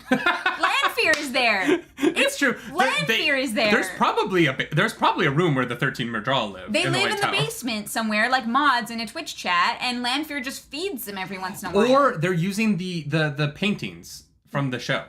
The paintings? Yeah, the paintings that Swan and Moiraine teleport through. Yeah. Are those a thing in the books, or did the show completely make up those paintings? I don't know. Let us out of the basement. We give you guys plenty of food, okay? Yeah, there's a supply of water down there. You can get out of the basement when we finish the Wheel of Time series. So we love you guys. 2024. A huge thanks to our mods. Yeah, go throw the mods some love, guys. Seriously, Wait, the paintings are not in the book? Okay. Well, that does not really surprise me at all. It's What a weird thing to make up! They needed teleporty thingies. But she could have just gone to a room. Yeah, but they're in the White Tower. She goes to a room the next episode. Yeah. I like the paintings, actually. I don't think it's crap writing. I actually like the paintings. I just figured they would be in the books. It's a cool concept, especially in a world where there is already the ways and the portal stones. There's just so many different forms of teleportation in this that didn't bug me. But yeah, okay. I don't know. Yeah, I think that Lanfear's just keeping some Madral locked up in the basement because the 13 Aes Sedai are Baalzamon people, not Lanfear people. I don't think Lanfear has minions. Interesting. Because because Liandrin and the Sanchin High Lord Lady were both working for Baalzamon, not for Lanfear. Right. Yeah. No. You're right. Okay, I rest my case. That's fair. Yeah, I don't know. Rest my case. I don't know. I was like, no. They're totally turning people into Black Aja. Yeah, I know. I agree with that. I just don't think that it's Lanfear that's doing that. Unless maybe, yeah, there are 13 in the tower, and they can teleport or take them to the dream state while they're sleeping, and then do whatever they need to do. Can I be honest? Yeah. I don't like this concept. Of turning people? Yeah. What does that mean? I mean, it does make Rand even more dangerous. Not really. It makes Rand kind of boring. Well, no, because he first he has to control the madness, and then he gets that underway. It's well, no, he can still be dangerous if 13. But what was so fascinating about the Dark Friends, why Ingtar was so fascinating to me, is because he had a totally rational reason for becoming a Dark Friend. Yes. I bought why that man went the way that he did. Yes. If it can just be forced upon you, then character motivations don't matter. And their personalities don't matter. And it's okay, yeah, she's evil now. What does that mean? Do you think that this turning of a channeler means that they are forced to channel against their will the Callers, or do you think it turns them into Dark Friends and brainwashes them? I don't know. Because maybe neither's great. Yeah, maybe the 13 thing. Maybe turning the channeling is just the channeling, and the person is I don't want to be doing this, but they just don't have a choice with the Callers. But what does that mean? And also for the storytelling of the characters, what does that do for? I'm just my point is that Sorry, that makes sense about how someone discovered the Callers and how they work and was able to manufacture them. Yeah, if it plays out like that, yeah, but what kind of control? What? I don't get it, because what it does is it means that any person can become evil for no reason. It's just an act that happens to them, and then all of our enemies are now victims, which is just really okay, yeah. Here's the thing. I don't think we have enough information one way or the other, but I think it can be really interesting because it means that their greatest power is also their greatest weakness. This ability to channel and do these incredible things is also, like, could be anyone's downfall. But that is already true without it being forced upon them. I mean... Power corrupts inherently, right? Like, the concept of having power creates ego, it creates corruption.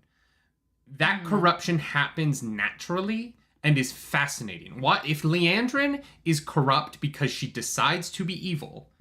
Super interesting character. Right. If she's Liandrin corrupt because she's was made evil by a spell, yeah, then I don't really care about her as a villain because she's just a pawn.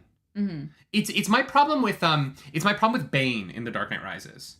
Bane in the comics is one of the best Batman villains in my opinion. Yeah. Fascinating. Bane in The Dark Knight Rises is a thug. He has no personality. He has no he has no desires. And once characters no longer have desires because they have just been turned into a puppet of something, they are less interesting to me. And Liandrin choosing to use her power for evil is so much more satisfying narratively than, oh, no, she doesn't have a choice. She is a dark one now, and you know. I think it's and that's what makes me nervous about it. Yeah, I agree. I think it could end up being kind of lame in that where it's like, okay, well, they had no choice. But I think that, like, the dark one needs numbers. And yeah, there's you can corrupt a decent amount of people. Like, you know, there are a lot of people who have their own evil intentions.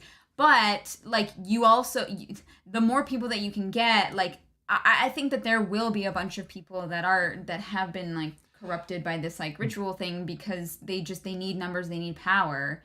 I just feel like the Dark One has, up until this point, the Dark One has been so good at corrupting people through corrupting them. I mean, I don't know, Balzman is... I don't know how the fuck Balzman. No, but like Ingtar, Bors, like all of these characters that we meet, we understand how they became affiliated with the Dark.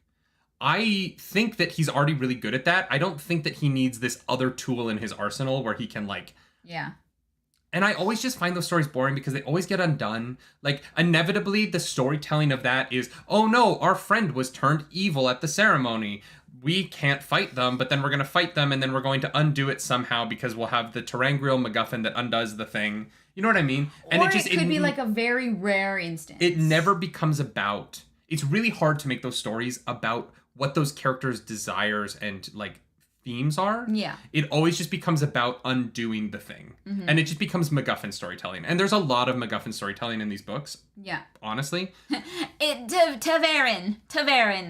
Sam, thank you for that super chat. Man, Bane is boring in the movie. In both movies he's in. You've never seen Batman and Robin.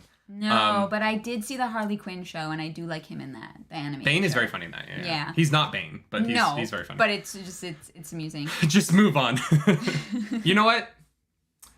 You're right, Never Bluffs and Alicia. It's time to move on. I understand that it's only channelers. I people keep saying that. I've said that. I know. I'm aware. I'm just saying that doesn't make it more interesting. Yeah. It is more interesting for people to choose to be bad than to just for be sure. bad. And I think that this is going to be more of like a rare instance kind of thing as opposed to like every other person has been like turned. It was just an idea that I had that maybe the reason there's so many Black Ajas, they're like sneaking in at night and like 100%. Yeah. So the third trial. God, we still have a trial. Right, we still have a trial. Okay. Egwene. Well, if Egwene like talks to Sheriam in between arches 2 and 3. Yeah, and Sheriam's like, yeah, that's a thing. Yeah. Oopsie. Nobody knows, but I'm going to tell you because you're the main character of the book. Yeah. Egwene kind of is the main character of this book in an interesting way. At least this like chunk for sure. Yeah. Even the last chunk though, Egwene is kind of the main character. She's got that protagonist energy. So then Egwene goes back in. Mm-hmm. Third arch. Mm-hmm. She's the Amerlin seat. Oh boy! I'm shocked. I'm shocked. Yeah. I was shocked reading it actually. I was like, wow, really? Okay, they're really foreshadowing this hard. I kind of already felt like it. I don't know. I can totally see Egwene as the Amerlin seat, and I felt like that was gonna happen. So I don't know that she actually will be the Amerlin seat. I think she will. Really? I feel like so much time would have to pass in these books. Yeah, there's 14 of them. Yeah, but like, are these books going to cover decades? Is there decades of fighting left in this country? Not decades, but I think Egwene has to be decades before she can be Emerald. Here's the thing. I think that the White Tower, like, falls, right? I think the White Tower gets screwed over, and Egwene is like what in her vision here, though, it's pretty erect. In her vision.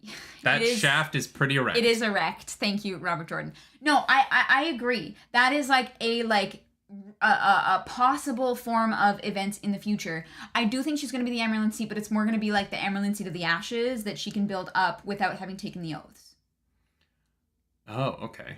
No, but it seems like everyone around her is taking the oaths. Yes, in this like version. Oh, so you're saying like this is there's metaphoric stuff in here that will be real, and not all of it will be real. I think so. Possibly. What do you think of Egwene rising up from the Greens? Oh yeah, yeah. She's so horny. Yeah. She loves men. And we know that if you want to be a green, you have to love men. Thank you, Alana. We appreciate that. So horny. Thank you for that super chat. Thank you for the super chat. The gold video is going to drop before my stream on Sunday. Yes. We're doing a long stream of Pokemon on Sunday, and there will be a new YouTube video. Yeah. Rand's trial is happening. Yeah. It's happening. And Egwene's like, no, I'm not gonna gentle him. So Aleda is like, get her. And then Beldine, she like hesitates, and Aleda's like, see, oh my gosh, like Beldine clocks her in the head. Yeah, because she's been stilled.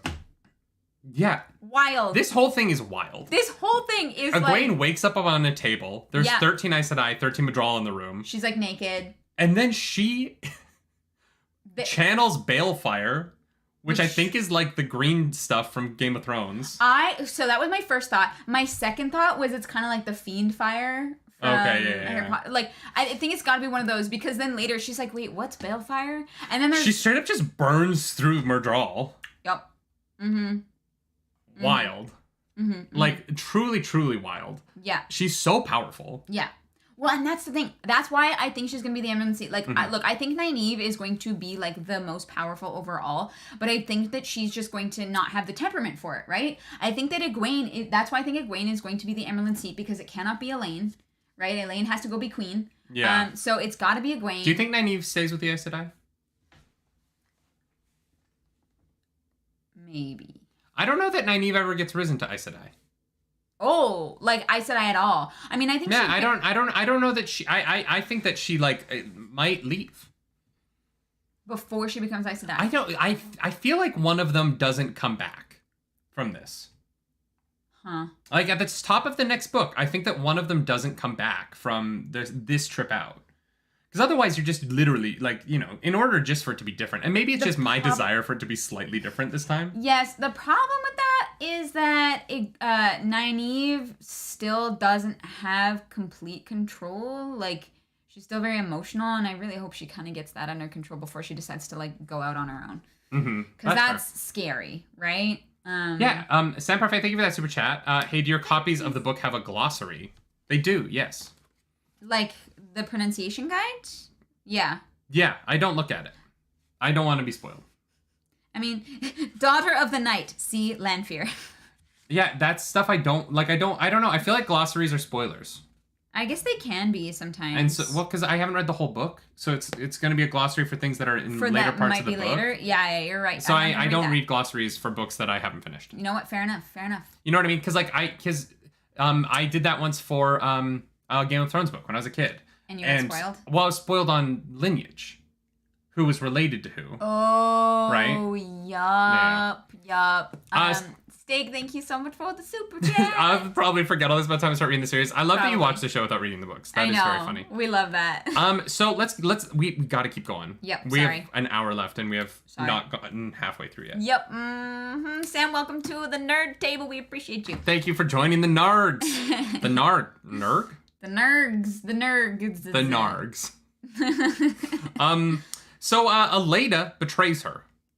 So Egwene finds Beldine. She's like, they came in my room and stilled me in the middle of the night. And I'm like, yeah, I'm surprised they haven't been doing this more often. Like, it seems like a great strategy. Yeah, that's...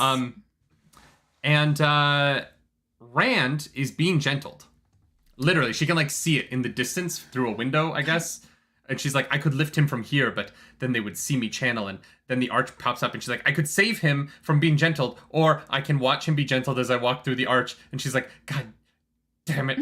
I gotta do the dang thing. I mean, she's also not sure that she can save him. Like, she's That's she's like, I actually, like, don't 100% know what to do in this situation. Yeah, and we find out that she hasn't taken the oaths, right? She says to Billy, she's like, I can do a lot more than you think because I never swore on the shaft. So, and I don't know. I have a picture of that. I think it's in this.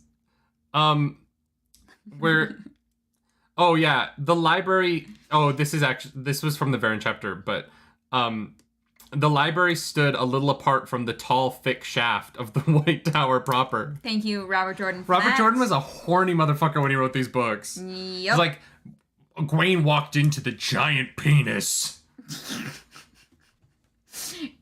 Yep. What? And so... The tall, thick shaft of the White Tower. You're not wrong. That is going to be the name of my memoir. My God. The tall, thick shaft of the White Tower. Probably.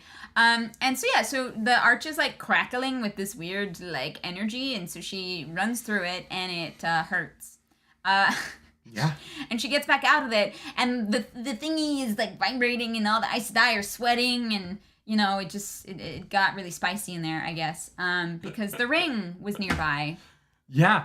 So she gets through. She gets her ring. The ambulance seat is like, welcome, but like everyone's not really paying attention because they're all like, oh no, the terangrial's broken. What happened? Yeah, everyone's like super nervous. And Egwene is like not super worried about that because she's like, did people see my papers?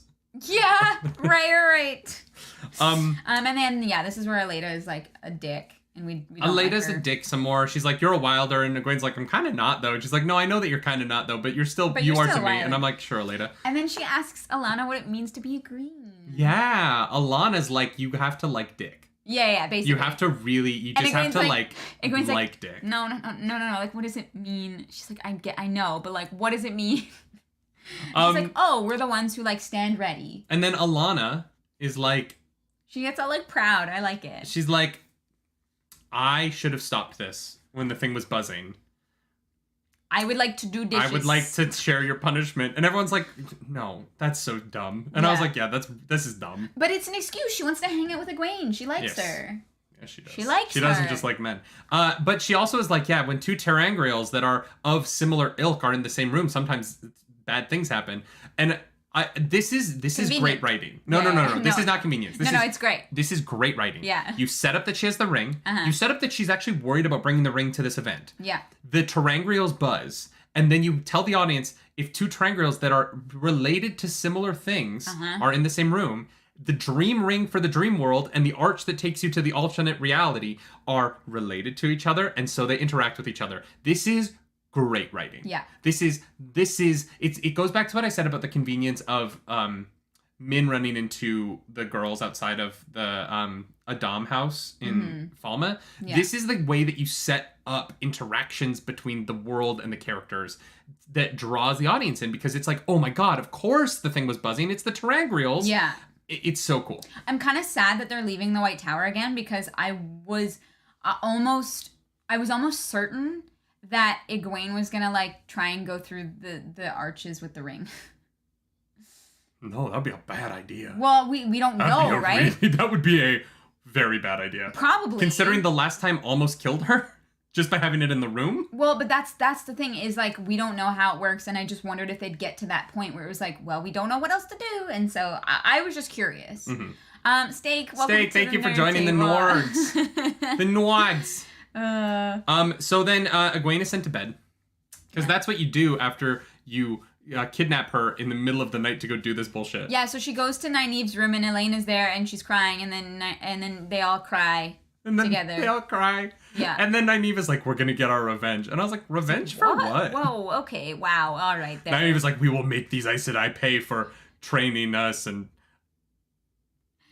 Yeah. Sure. Nynaeve is still like, I'm gonna get Moiraine for all of this. And I'm like, do you really still blame Moiraine for everything that's happening? It does not. It seems like Moiraine saved your lives, and then saved your lives, and then saved your lives, and then saved the world, and then saved your lives, and then saved the world a second time with you, And she's like, that Moiraine is the cause of all this. And I'm like, you've met the devil. You have met the actual devil. And you're like, this is all Moiraine's fault. Yep. Like, at what point?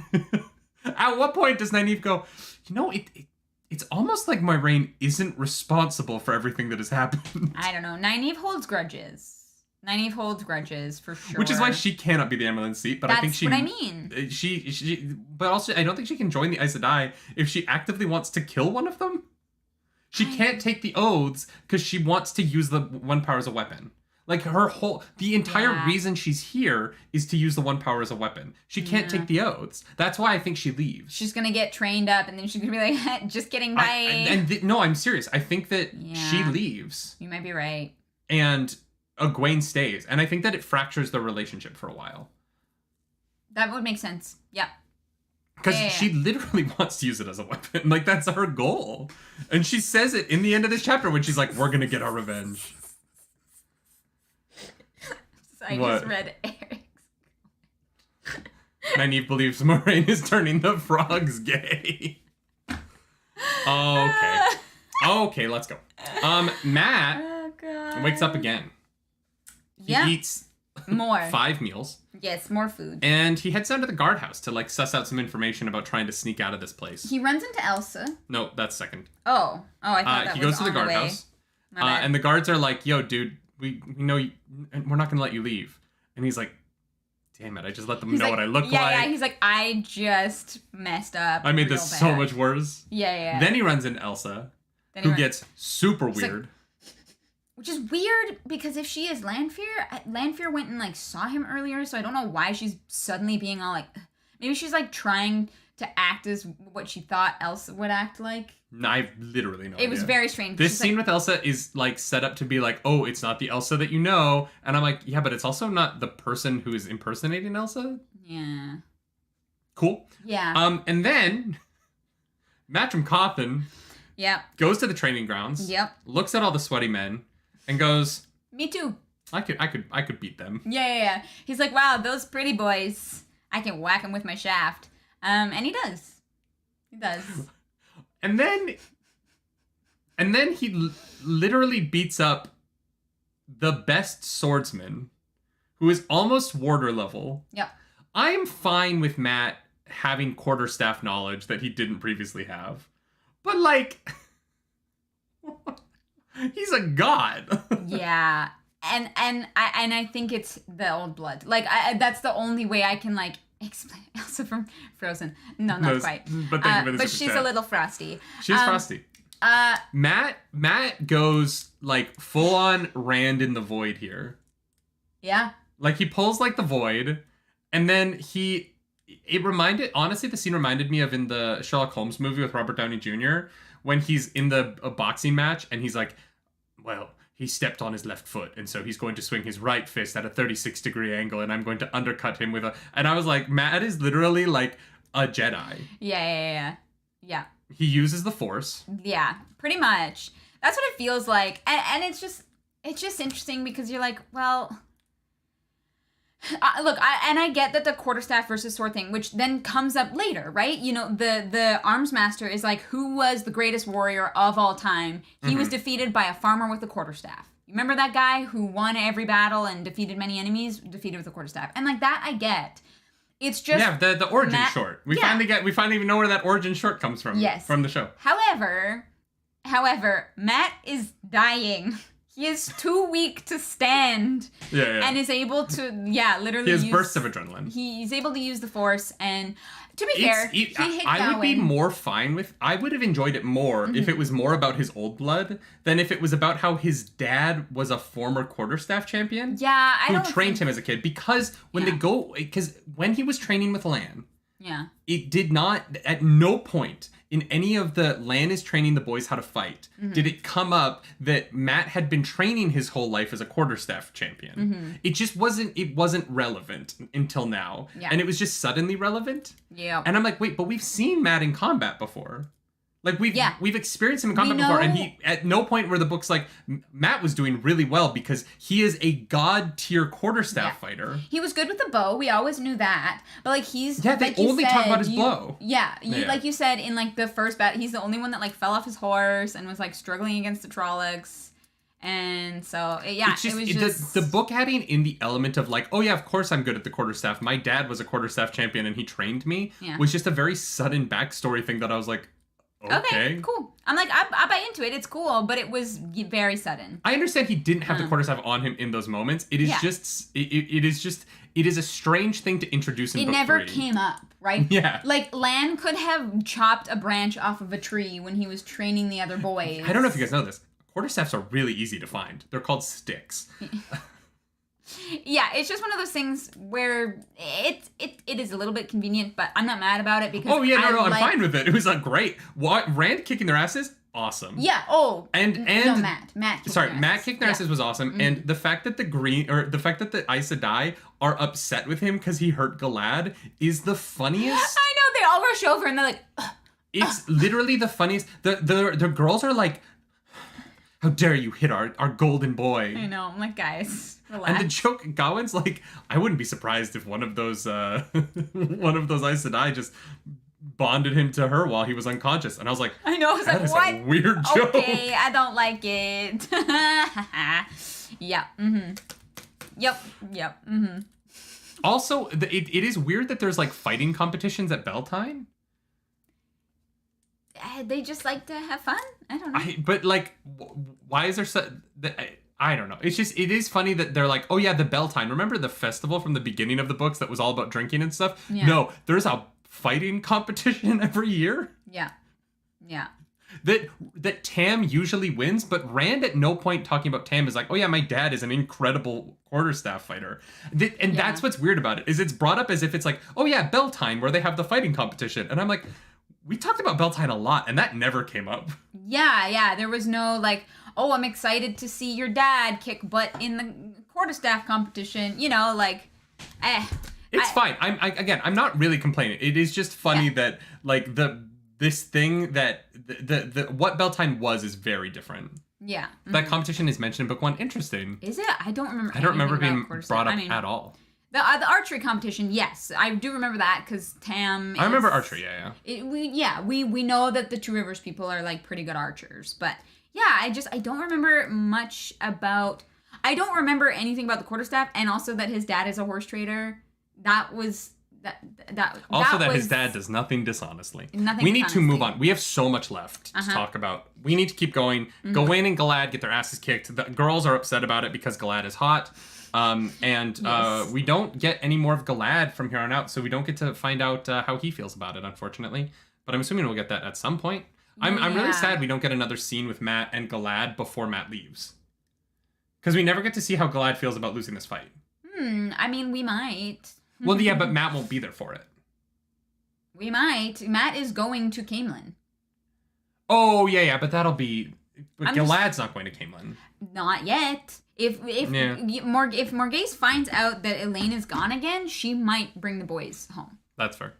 If the letter isn't, it's tough. Yeah. Right? So chapter 25, the girls are having a big old debate about Varen's notes. Yep. We learn about the two from each Aja thing. Do we have time to get into Egwene's dreams?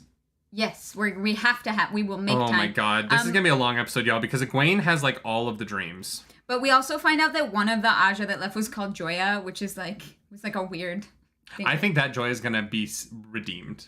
Yeah? Yeah, I think that her and Egwene are gonna be real close later. Alright, I like it. Yeah. I like it. Okay, so Egwene's dreams, let's get into them. There had been a dream of Rand, reaching for a sword that seemed to be made of crystal, Kalandor. Never seen the fine net dropping over him, the trap that they're about to find out about. Yep. This one's pretty easy. And one of him kneeling in a chamber where a parched wind blew dust across the floor, and creatures like the one on the dragon banner, but much smaller, floated on that wind and settled into his skin. The fuck does that mean? How can a wind be parched? Pseudo-dragons. The wind is thirsty. It's a desert wind from the Aiel Waste. Oh, Komodo dragons. I was thinking pseudo-dragons, but yeah, What's maybe. a pseudo-dragon? Pseudo-dragons are like little fae in D&D that are like small little dragons. What if they're Komodo? What if they're real and they're Komodo dragons? Do you know Komodo dragons are like incredibly poisonous? I did not know but that. They don't have enough venom in them to kill like an adult human. I did not know that. But like if you had like enough Komodo dragon poison, you could kill a human like in like 4 seconds. Oh wow, okay. Yeah. I love that. Yeah. Things you learn on TikTok, which means everything I just said might not be true. There had been a dream of him walking down into a great hole in a black mountain, a hole filled with the same reddish glare as the vast fires below. Is that supposed to be a vagina? No. Okay. No. Tarvalon is the vagina. I know, I'm just saying. You never know with a hole. Jesus Christ. And even a dream of him confronting the Shanchan, which I think is how people want me to pronounce it. Shanchan. No, it's Sanchin. It says it in the book. People keep saying it's Shanchan. No. It's not Shanshan. So the hole, I'm assuming, is the Dark One's, is where the Dark One's seal, his prison is. That's what I thought as well. I'm assuming the hole in the mountain down where the lava is. It's going to be Shao Ghul. I thought it was Shao Ghul, yeah. And then he's going to have the high ground and he's going to take out the Dark One. So then she also dreams about Matt and Perrin as well. Perrin's first. Perrin with a falcon on his shoulder and Perrin with a hawk. No, it is a hawk. It's Perrin with both birds on his shoulders. Perrin with a falcon on his shoulder and Perrin with a hawk. Yeah, but not an eagle. It's a red eagle. It's a red eagle. Yeah, not an eagle. Eagles are massive. Only the hawk held a leash in its talons. Weird. And Kinky. It was also trying to put it on him? Yeah. It's pronounced Shang-Chi. It's pronounced Shang-Chi. And then Egwene was somehow convinced both the hawk and the falcon were female. Yeah. Don't know why, but all right. But Min saw the same thing, so that one's super important. We're going to meet some hawks and some... Isn't... Wait. The royal Sanchin Empress is. Do we know what her sigil is? No. Is it no? Not off the top of my head. For some reason, I thought maybe it was.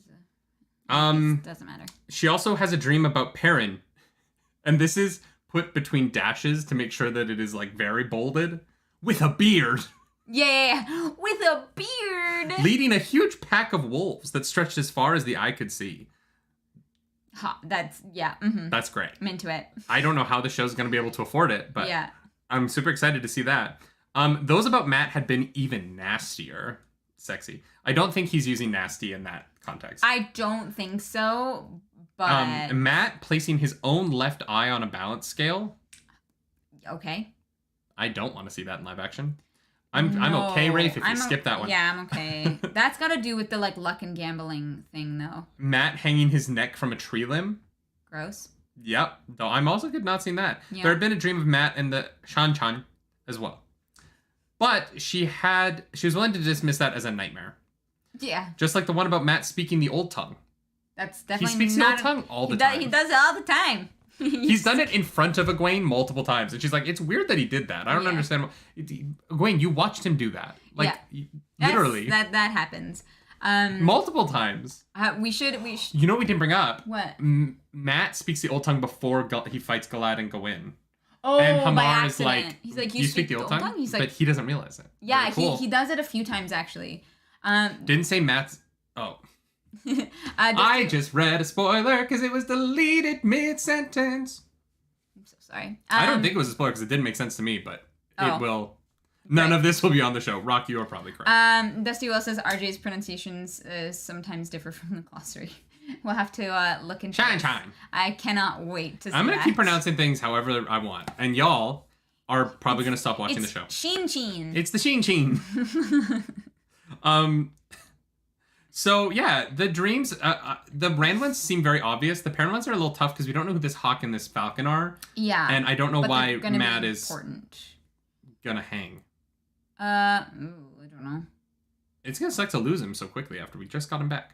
I think he's So we learned about the 2 from each Aja, but we also learned that a lot of the Terangrials that the Black Aja stole were dream related. Yes. And that Koreanin Nadil, she was the last person to look at them, which means they've just been sitting there for 400 years. Yeah, and like honestly, most of the Terangrial, right?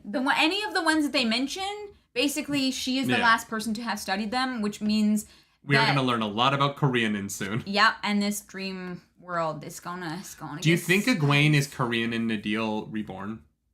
No, too short of a timeline, I think. I don't know. We've never... If Matt is from Manetheren, which is only like 1,000 years ago. Yeah, 470 something is, I don't know. I'm just saying, like, I don't know what the rules are. Fair, but They don't even know what the rules are. But also remember that Varen is like, I don't even know if she was worth claiming that title. No, it seemed as a like she was dreamer. real into all of the dreamer stuff, so... Into it, yeah, but maybe not super proficient in it. Sam, thank you so much for super Oh, chat. Sam, thank you. Yeah, it's time to roll the dice. Like to be a lady tonight. Not quite. We're not quite at the dice yet. Close. We've got some other stuff we gotta do first. Elsa shows up and is like, you gotta go to this place, the ambulance seat told me so. And then Elsa is like, Yeah. she books it and away. then runs, and Egwene chases her. Elsa disappears and runs into Lanfear. And is like, oh, pretty lady must be Aes Sedai. And Egwene's like, oh my god, am I bisexual? She's like, wow, I feel like crap about myself. I was like, wow, all right. I felt like I was watching Strong an 80s feelings. movie. You know what I mean? Like, the girl walks up to, like, the pretty girl, and her inner monologue is The like, tall, I pretty am girl. useless, I have zits. Yeah. I wear glasses, I shall never be as pretty as Regina. Yeah. Yeah, and Lanfear's like, I don't have time for you. And she leaves. Yeah, she's like, eh. And Egwene's like, wait, what She's just like, happened? what, did you see a girl run past? And she's like, yeah, you missed her. She's long gone. Sorry about it. I was like, all right. The fact that, like, Lanfear doesn't even perspire when she runs, I'm like, she's... Yeah. It's dark magic. Dark magic. But despite the fact that they're pretty sure it's a trap, Yep. they go to find out about the other trap. They go to the library, but not to the library proper. They go through the secret doors of the library. Into this basement thingy where all these bundles are. The door is chained shut, Yeah. and so Egwene breaks it with magic. And, like, I was very confused reading this part because I was like, because Egwene was like, I think I did something, but Nynaeve also like hit it, and so Well, I'm no, very so what happens is Egwene touches it and, like, weakens it. And so Nynaeve puts all of this force into it, thinking that she's going to have to break it. Oh. And so she falls on her ass because it just easily falls apart. That's what happened. Yeah, and so Nynaeve is like, what? And she's like, oh, I broke it. I like pre-broke it. And Nynaeve's like, you could have told the girl. Great. You Yeah. could have let me know. Right. What- Fair enough. Are we not on the same side? Yep. Are we I not was just on a little bit the same side? confused. Wait a second, but yeah. And so the girls have, like, created light. And Egwene is like, I don't want to hold this anymore. And so she walks up to a wall and she puts it on the wall and is like, abracadabra. Wait, I don't know how I did that. And then Elaine watches her do it, puts the light on the wall, and Egwene is like, oh, that's how I did it. I was like, what? Cool, all right. Wait, I love what? that for you. Yeah. I think that, like... Robert Jordan is so desperate to not give me what I want, which is the girls training in the White Tower. Yeah. That he's like, the girls just How? learn by just randomly doing shit. Yeah. Which, yeah, I'm like, I get it, but also I want to know. Can you show me? Like, I need... Yeah, the girls... I'm so interested. I'm so curious. That no one else seems to be able to do very much with the one power. But these girls can do anything they put their minds to, which seems to be the magic system in this is whatever you can put your mind to. And then they're like, well, no, like, you have to, like, really study healing if you want to be a healer. But then, like, no one is studying anything. Ever. Yeah, These girls are never studying anything. They just do. We don't get our like Mulan training montage. Just give me a month past and they spent that month training. Yeah, and like give just us like say that. You don't even have to like show me the scenes, but like literally they got back 2 days ago. Yep. They got risen to accepted. Yeah. Maybe it's been a week. Maybe a week. But like all of that first stuff happens in one chunk, and all of this stuff happens in one chunk. They're back at the White Tower for like maybe a week. It has to have been because And they they do talk about how the Aes Sedai come in less to stare at them doing dishes. So it has been a chunk of time. However, we absolutely have no idea how much time has passed. Maybe a week. Yeah. It's not that long, and then they leave again. They show up. That all of that stuff happens in a day. Then a few days pass because Matt's only been there 2 days. Mm-hmm. Matt's only been healed for 2 days when he leaves. Yes. So it's less. This entire thing is less than a week. Yeah. Right?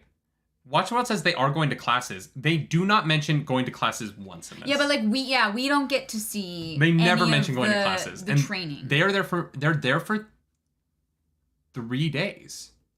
I don't know, honestly. The No. Okay, so they get there. Weird. No, I can. No, the timeline is here. They get there. They go through all the Gray Man stuff, and Matt is healed that night. Right? There is no going to bed before Matt is healed. Yeah. So then Matt, it says he's been up for 2 days when he leaves. Yeah, but how long was he passed out for? How long did he sleep? We don't know.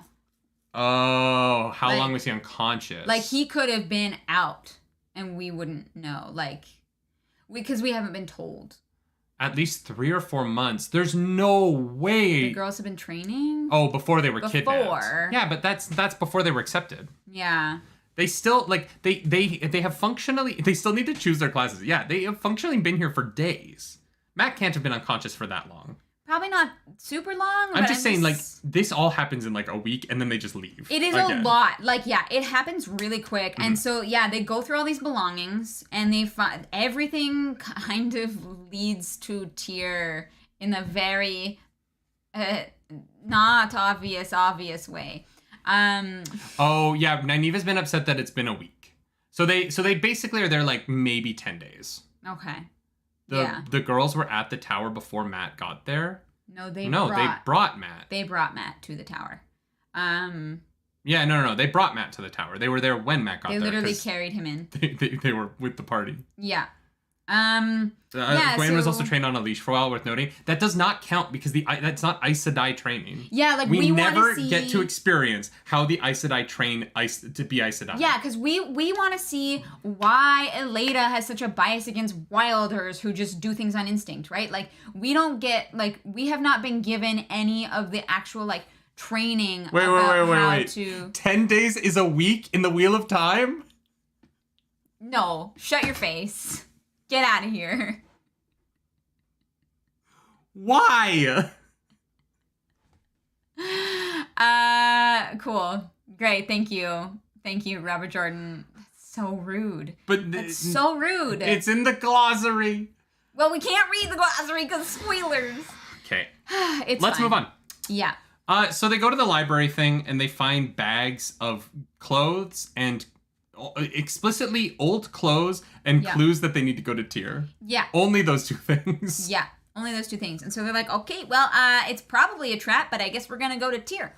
Yeah. Which then the Amerlin confirms later as in, yeah, Elsa literally left 10 days ago and all those belongings were burned. So that is definitely a trap. And Nynaeve's like, we're going to go anyway. Yeah, and so they're like, okay, well, if we're gonna go, first we should try and use our little ring thing. Uh-huh. But before we do that, see, I thought this library stuff happened at night. Why? I just thought it did. Okay, fair enough. But it's the middle of the day. They snuck in the middle of the day. Because I think that they were trying to be sneaky, but they literally just go in the middle of the day because they still have to go. It's like the morning because they have to go clean some pots. Yeah. And the entire tower comes to check in on them one at a time. Alana, Eleda, Varen comes in and is like, hey, girls, did you find anything? Did you find the Black Aja yet? Thanks. And everyone's like, Varen, we're in the middle of the kitchen, shut up. Okay, she does not say that, just to be clear. But, Joey Fisher, thank you for that super chat. Thank you so In much. 20 minutes, you'll see us. Thank you. Thank you, Joey, we appreciate it. Oh my god. Yeah, Varen is literally like, hey. Varen sometimes has no chill. Secret agents. Are you doing the secret agent thing? Yeah. Mm-hmm. But it's bedtime, finally. They cleaned enough pots.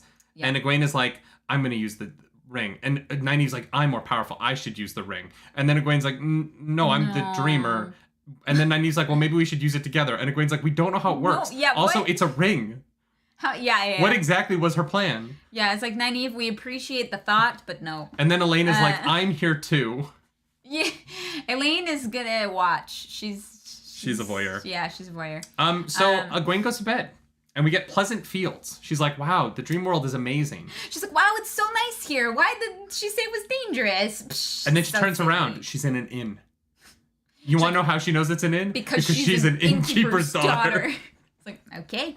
I trust you. I know an inn when I see one. Yes. Because you've only been to one inn in your life. she's been to more now. Has she, though? They step in a lot of inns. In Camelin, in Baerlon. Is she? She doesn't go to an inn in Kingland, does she? Yeah, she does. Before they go through the ways. Oh. They have a big meeting they walk in the through inn. yeah, okay, fine. All right. Stacey, thank you for that super chat. Yeah. You can read the glossary as long as you don't read the glossary. So, True. great. Yeah, love that. So then Perrin is chained up in an inn with a wolf. Yep. And with Hopper. It's hot. It's hot. She just walks in on a BDSM scene. Yeah. And Hopper's like about to attack her, and Perrin's like, Hopper, don't do it. And then Gwen closes the door, and I was like, bye. What? What is happening? What is Perrin doing in his dreams? I don't know. Why is he chained up? But I want more of that, please, Robert Jordan. Thank you. In Zavatel. In Zavatel.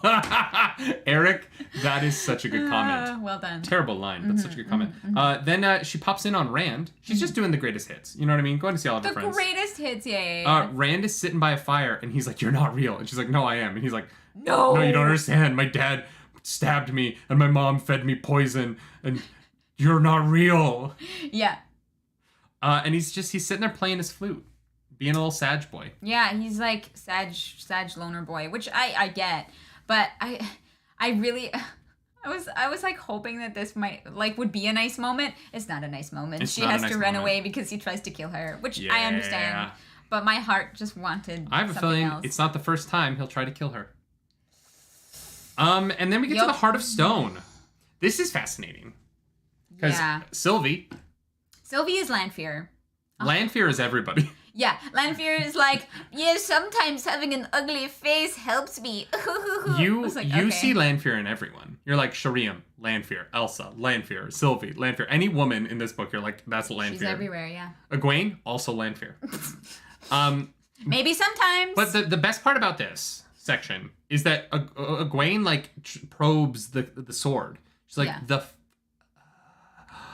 there's hard, and then there's not hard, but still hard.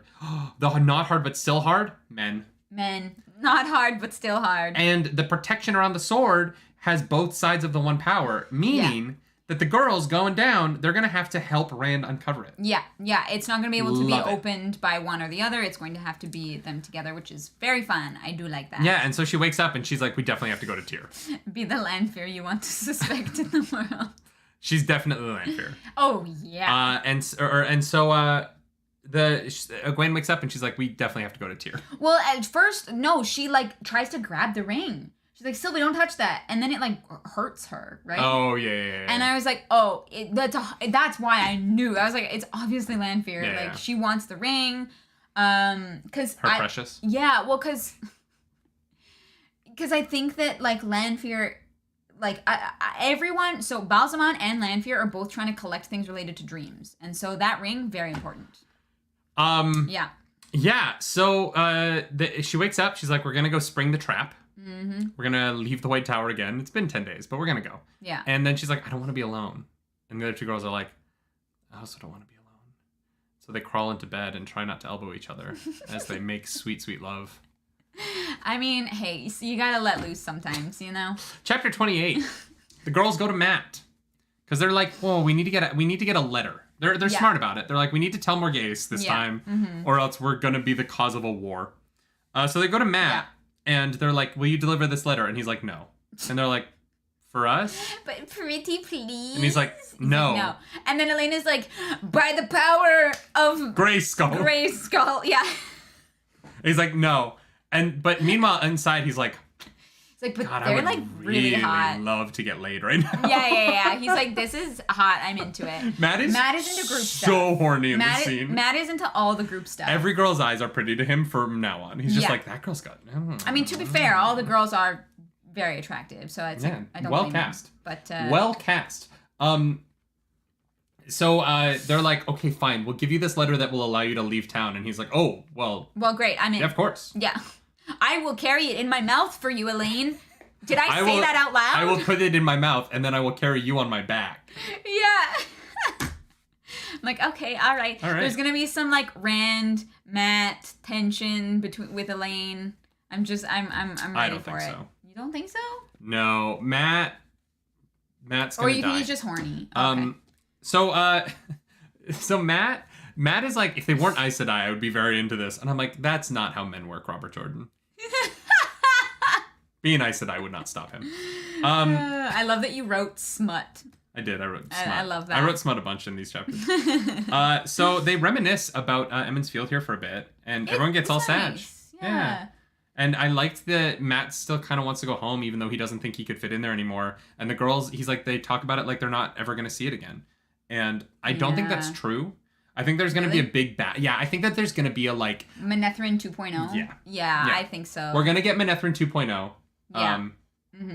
It's actually going to be called a Manetheren 2 Electric Boogaloo. It's the 11th book in the series. Oh. And so, Matt's like, fine, I'll do it.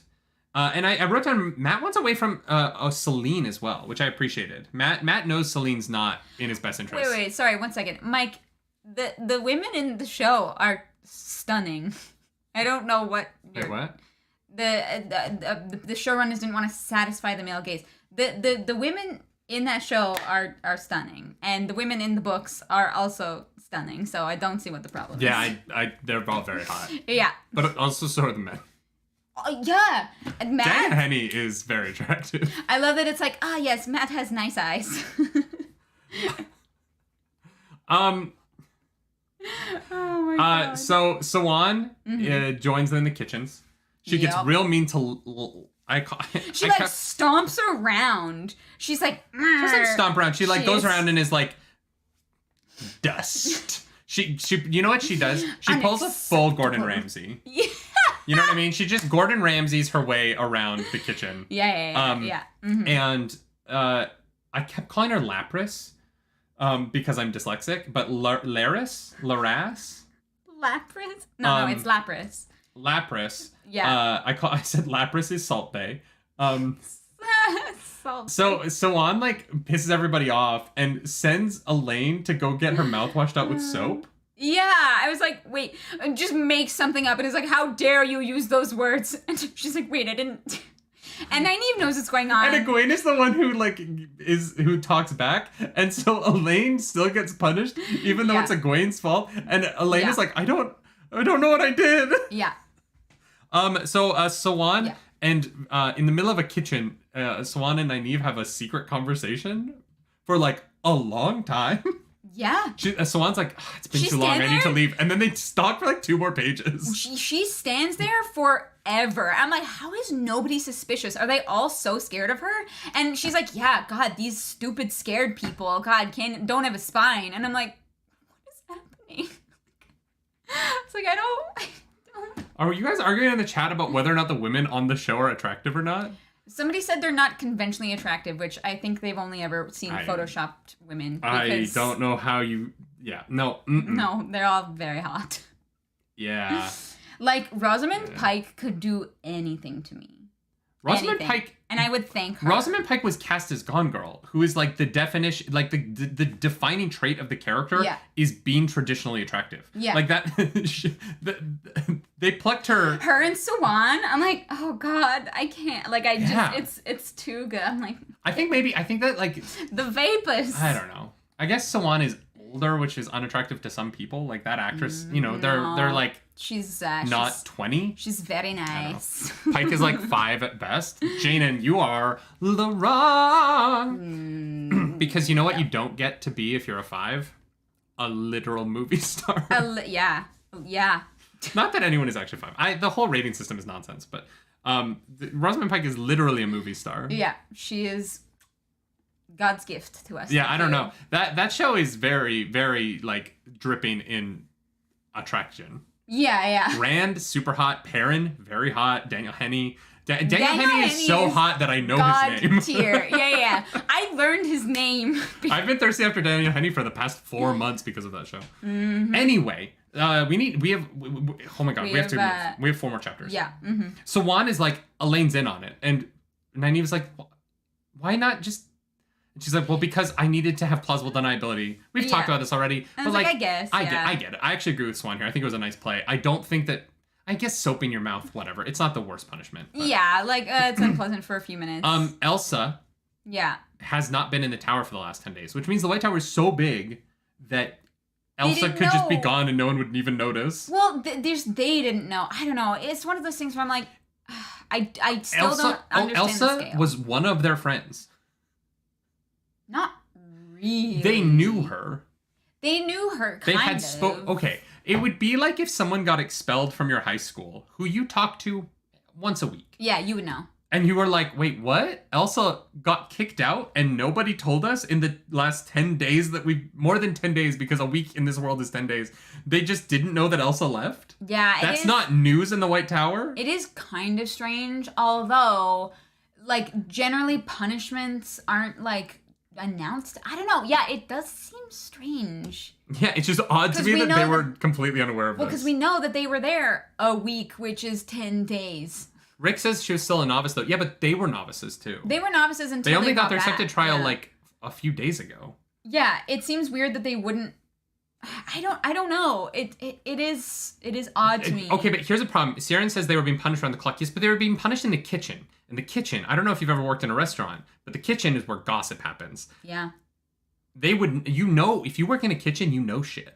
It's true. You know shit. Mm-hmm. And it is very odd to me that they were able to be in the kitchen 24/7 and it's not new, and like it never comes up. Yeah, it was just weird that it's somebody that they know. Like, yeah, that they know by name. If it was someone they had never met before, I would be like, yeah, okay, matter. whatever. There's so many, but like it's literally like one of the 7 people in this tower whose name they know. Yeah, it was just a little bit odd, but it works for the story though. It was Lanfear. Yeah. And Swan is like, I agree with your plan. Don't die. I'm gonna leave some money in your room. Yes, we know that this is a trap. And then Best of luck. Something weird happens here.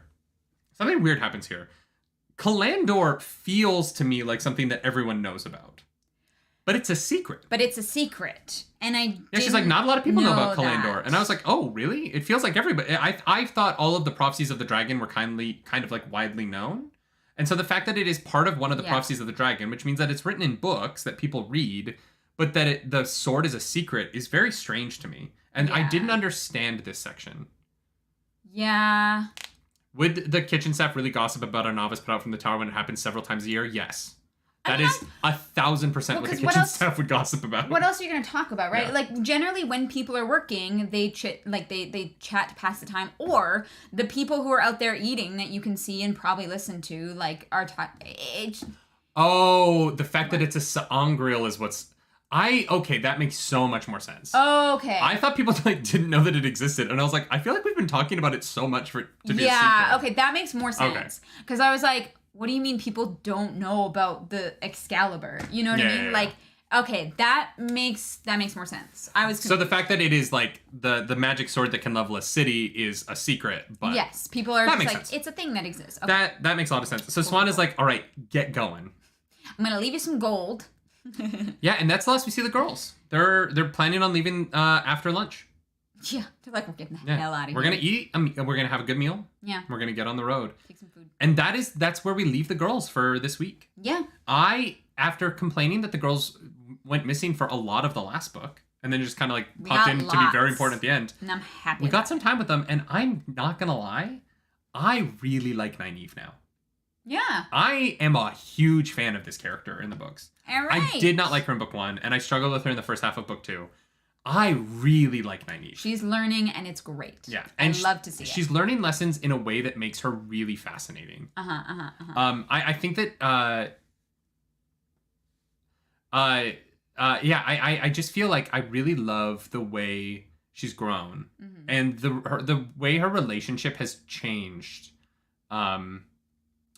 with Egwene and Elaine, she still has a little bit too much of the like, I'm the wisdom, like listen to me. Yes. But she softened a little bit towards them and is working with other people better.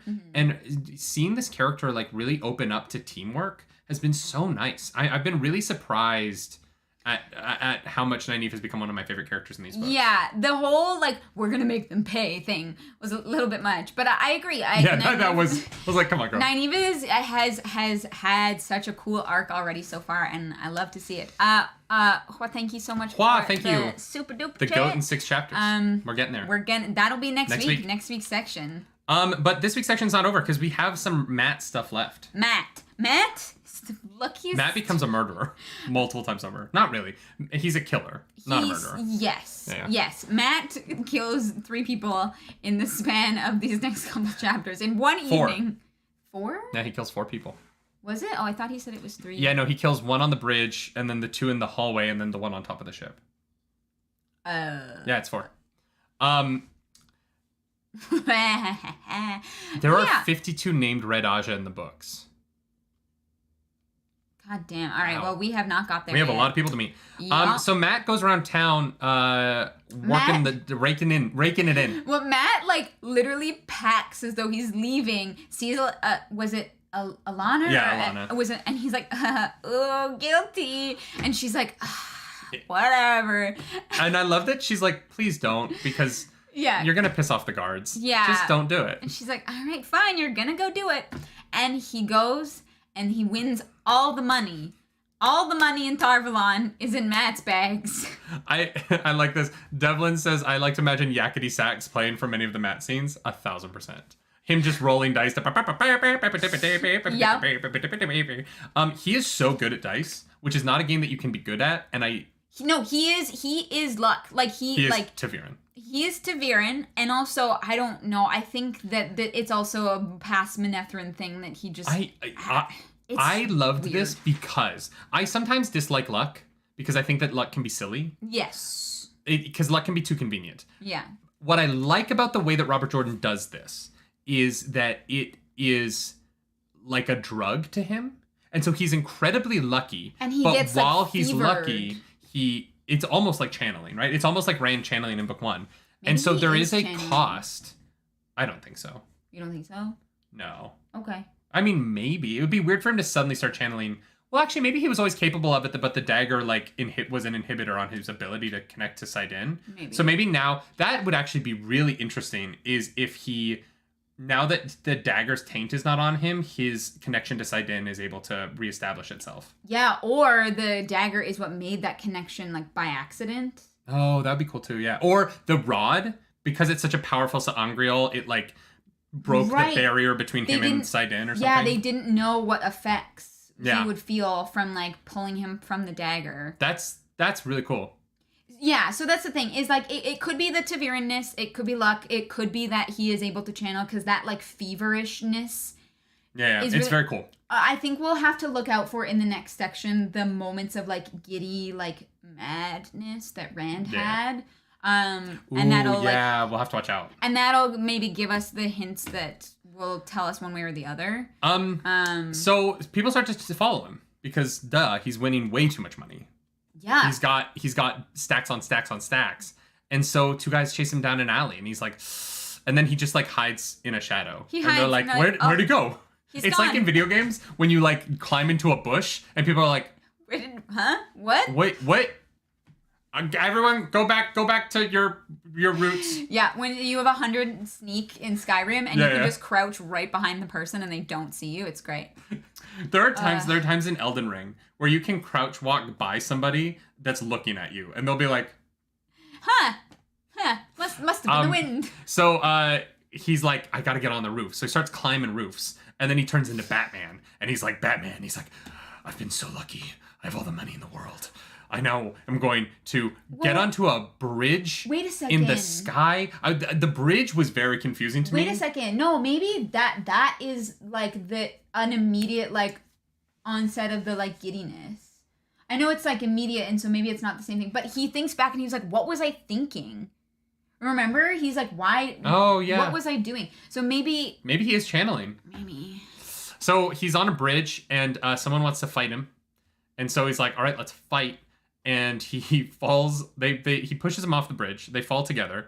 Yep. And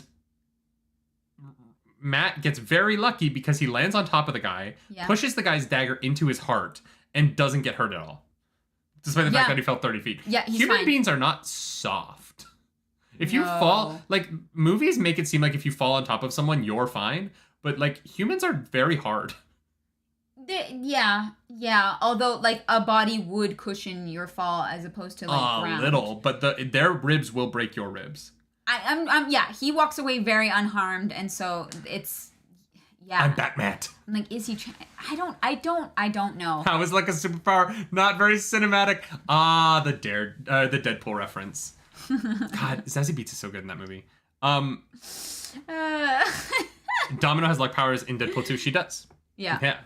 It's interesting. Now I'm like, I'm so excited. Is he channeling? I'm super excited to like get into this next section to see what this is. Well, and now Gene Calver brings up what I want to talk about. It's a gray man. It is? It has to be, right? There's no other assassins in Tarvalon. I just assumed it was a dark friend, but yeah, I guess. Well, and that makes sense. This is when they introduce the gray men. Yeah. They sound really scary, and then they are very bad at assassinating people. Well, they sound way scarier than their effectiveness is at this point because they can't hit shit and they can't kill a dude. Matt is like stupid lucky, but it makes sense the girls how aren't. they got onto the ship later. Every single gray man that we've met has died immediately. True. The gray men have not successfully killed anyone, and they have all died immediately after we meet them. Yeah. It's not the best way to set up your villain. I mean, I don't know. They still seem kind of scary to me, but it just seems like, Matt is just the luckiest person on the face of the earth, so. Yeah. So he was like, I need to get inside. And he runs into a tavern. And there's someone telling a story. It's your boy, Tom Maryland. And he's not the same Tom. He's not the same man. He's broken man. He is wasted. He's Sag. He is white girl wasted. He is fully white girl wasted. Yeah, and Matt gets him a glass of wine, and he just like, and like it's gone. I was like, oh wow, okay, all right, that's where we're at. And look at the people working at the inn are like, if I know you were buying a drink for Tom, I literally wouldn't have let you. Like, well, yeah, they need him sober so that they can have the sex with him later. You know that's what they wanted. They're like, Tom, you have to stop drinking so you can get it up later when we take you to bed. They care about Those two women are so horny for him. They are so horny for him. They're like, no. You don't understand. If he keeps drinking, he won't be able to get hard later. Yeah, that's 100%. That's what they care about. Yeah, you're right. 100%. It is. Mm-hmm. And so they're like, oh, damn it. My God. So Tom reveals that he killed the king of Kyrian. It is without a doubt that he killed the king of Kyrian at this point, right? There's no way, there's no take backsies on that one. Oh yeah, I mean we knew that. Mm-hmm. There is no way in the other book he walks out with determination and then the king is just dead, that it's a coincidence. Like we knew, but for sure. Tom knows what he's doing. And then I wrote in all caps, Matt is so horny. So horny! Every single woman he looks at, he's like, pretty. And so Tom, where Tom's at is, I love this. Tom is like, Morghese left Morghese, he fucked that up. And then Dina, he got killed. And he's like so miserable. And Matt's like, why are you in Tarvalon? You hate Tarvalon. And he's like, I'm miserable, so I want to be in the places I don't want to be. And so Matt's like, well, do you want to go to Camelin? Yeah. Do you want to go see Morghese? And Tom's like, yeah, that'll make me feel real bad about myself.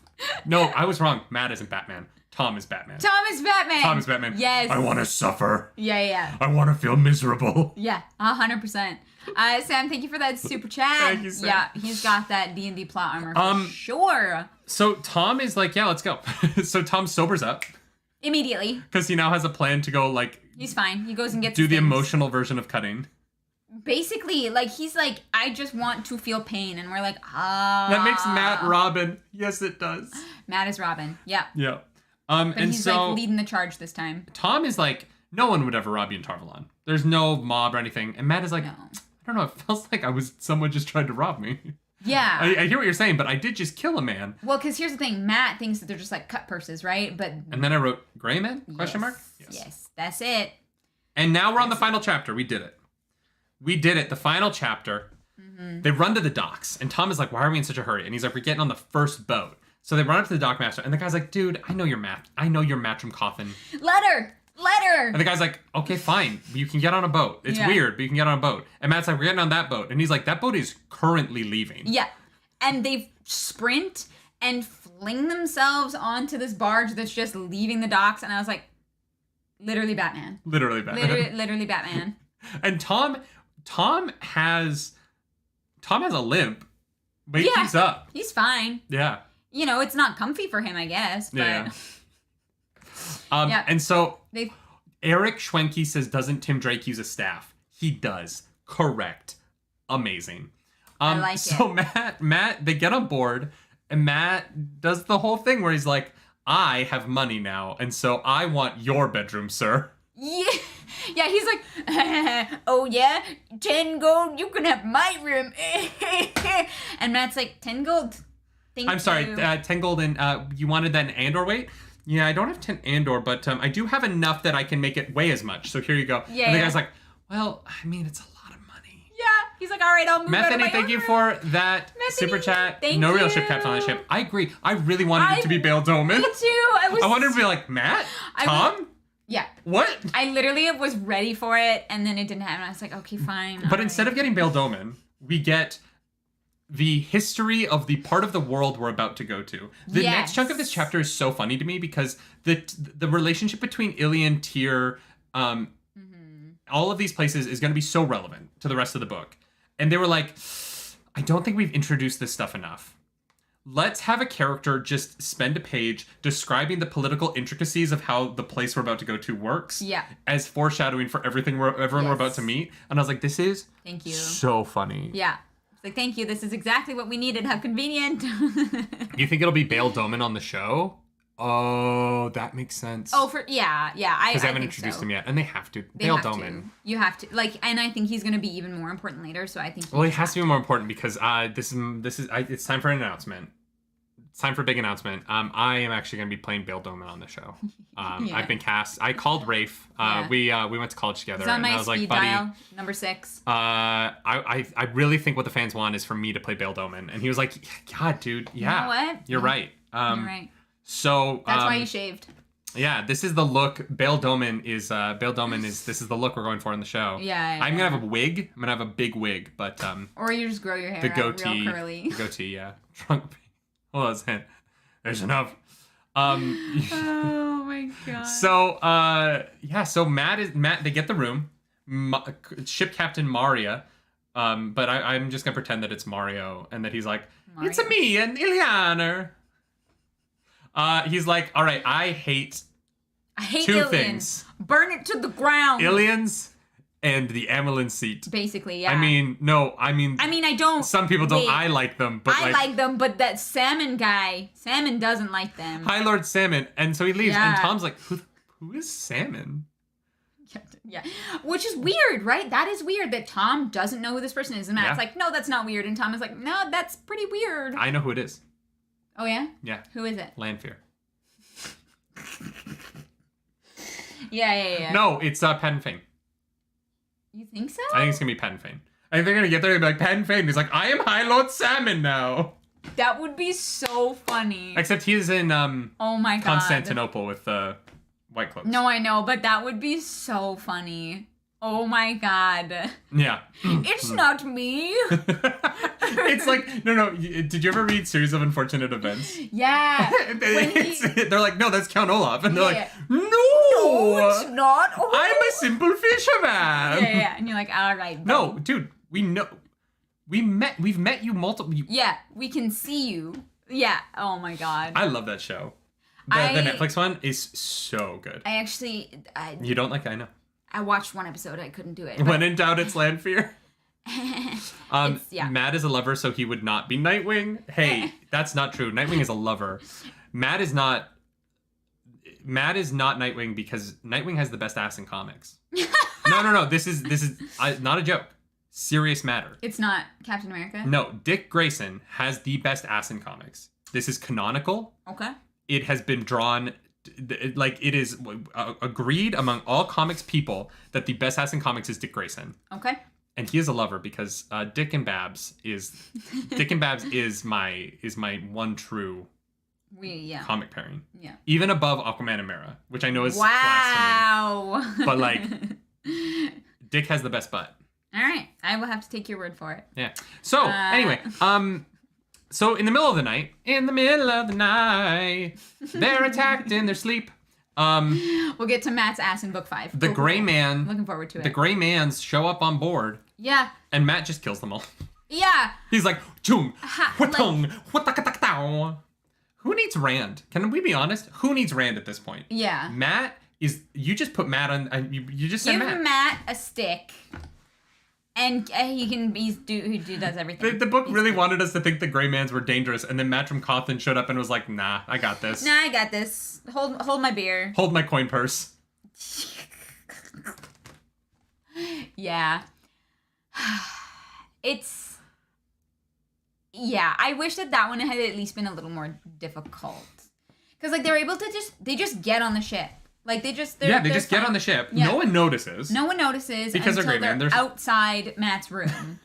And he literally opens the door and they're surprised and he just, like, crushes one's throat and shoves the other in the, like, sternum part. Like, breaks this guy's bones and is like, okay. Tom beats Superman with prep time. Oh my god. Tom did murder a king and get away from a Madral, so I'm not against Matt being awesome. I'm really not. But he's so awesome that the fights are kind of boring. Yeah, that's what I mean. I wish it had been a little more difficult. I would have taken a little bit of I wish that Matt had to work a little bit harder. Because he's so good. Yeah. Matt is John Wick's descendant. They have to have been Grey Men. They literally boarded the ship and nobody noticed until they're already dead. Don't they say that they're Grey Men? No, they don't say that they're Grey Men. But, like, there's like, nobody noticed that they just, like, boarded the ship and were running around. Like, Matt's the only one. Seems kind of too convenient. So, I don't know. It doesn't say that they're not Grey Men, so I'm just gonna assume that they are, because... Yeah. Because it was just, like, they just got on, no problem, and were able to, like, find the captain's quarters immediately. Like, they knew exactly where he was, like... Johnny Rotten says, it's not that the Grey Men aren't dangerous, it's how dangerous Matt has become. But Matt hasn't earned becoming dangerous in any way. Like, Matt hasn't... And this is one of the things that is not my favorite about the series right now, is that I don't feel like the main characters earn any of their abilities. Everyone just kind of can do things. Flicker. Oh, you can now sword fight. Actual Heron Blade Master. Yeah, and it's so consistent across all of the characters except Perrin. Like, Perrin seems to be the one character whose growth as a combatant is a little bit more natural to me. Oh, okay, fair. I was like, no, Perrin is young bull and, like, ruins those Trollocs. But I understand where it comes from. Right, I see. Perrin is, like, training and taking it seriously and, like, is a combatant. Yeah. And, like, Perrin is... Matt woke up 3 days ago. Yeah, like, and Matt, like, I don't know. I just... Yeah. Methany says it's the opposite. All those powers are shoved on them and they have to come to grips with it.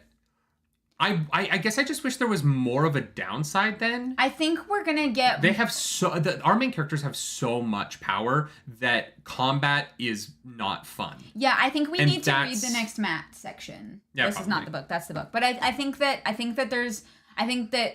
because we're doing this at the middle of the book, we obviously only have half of this story.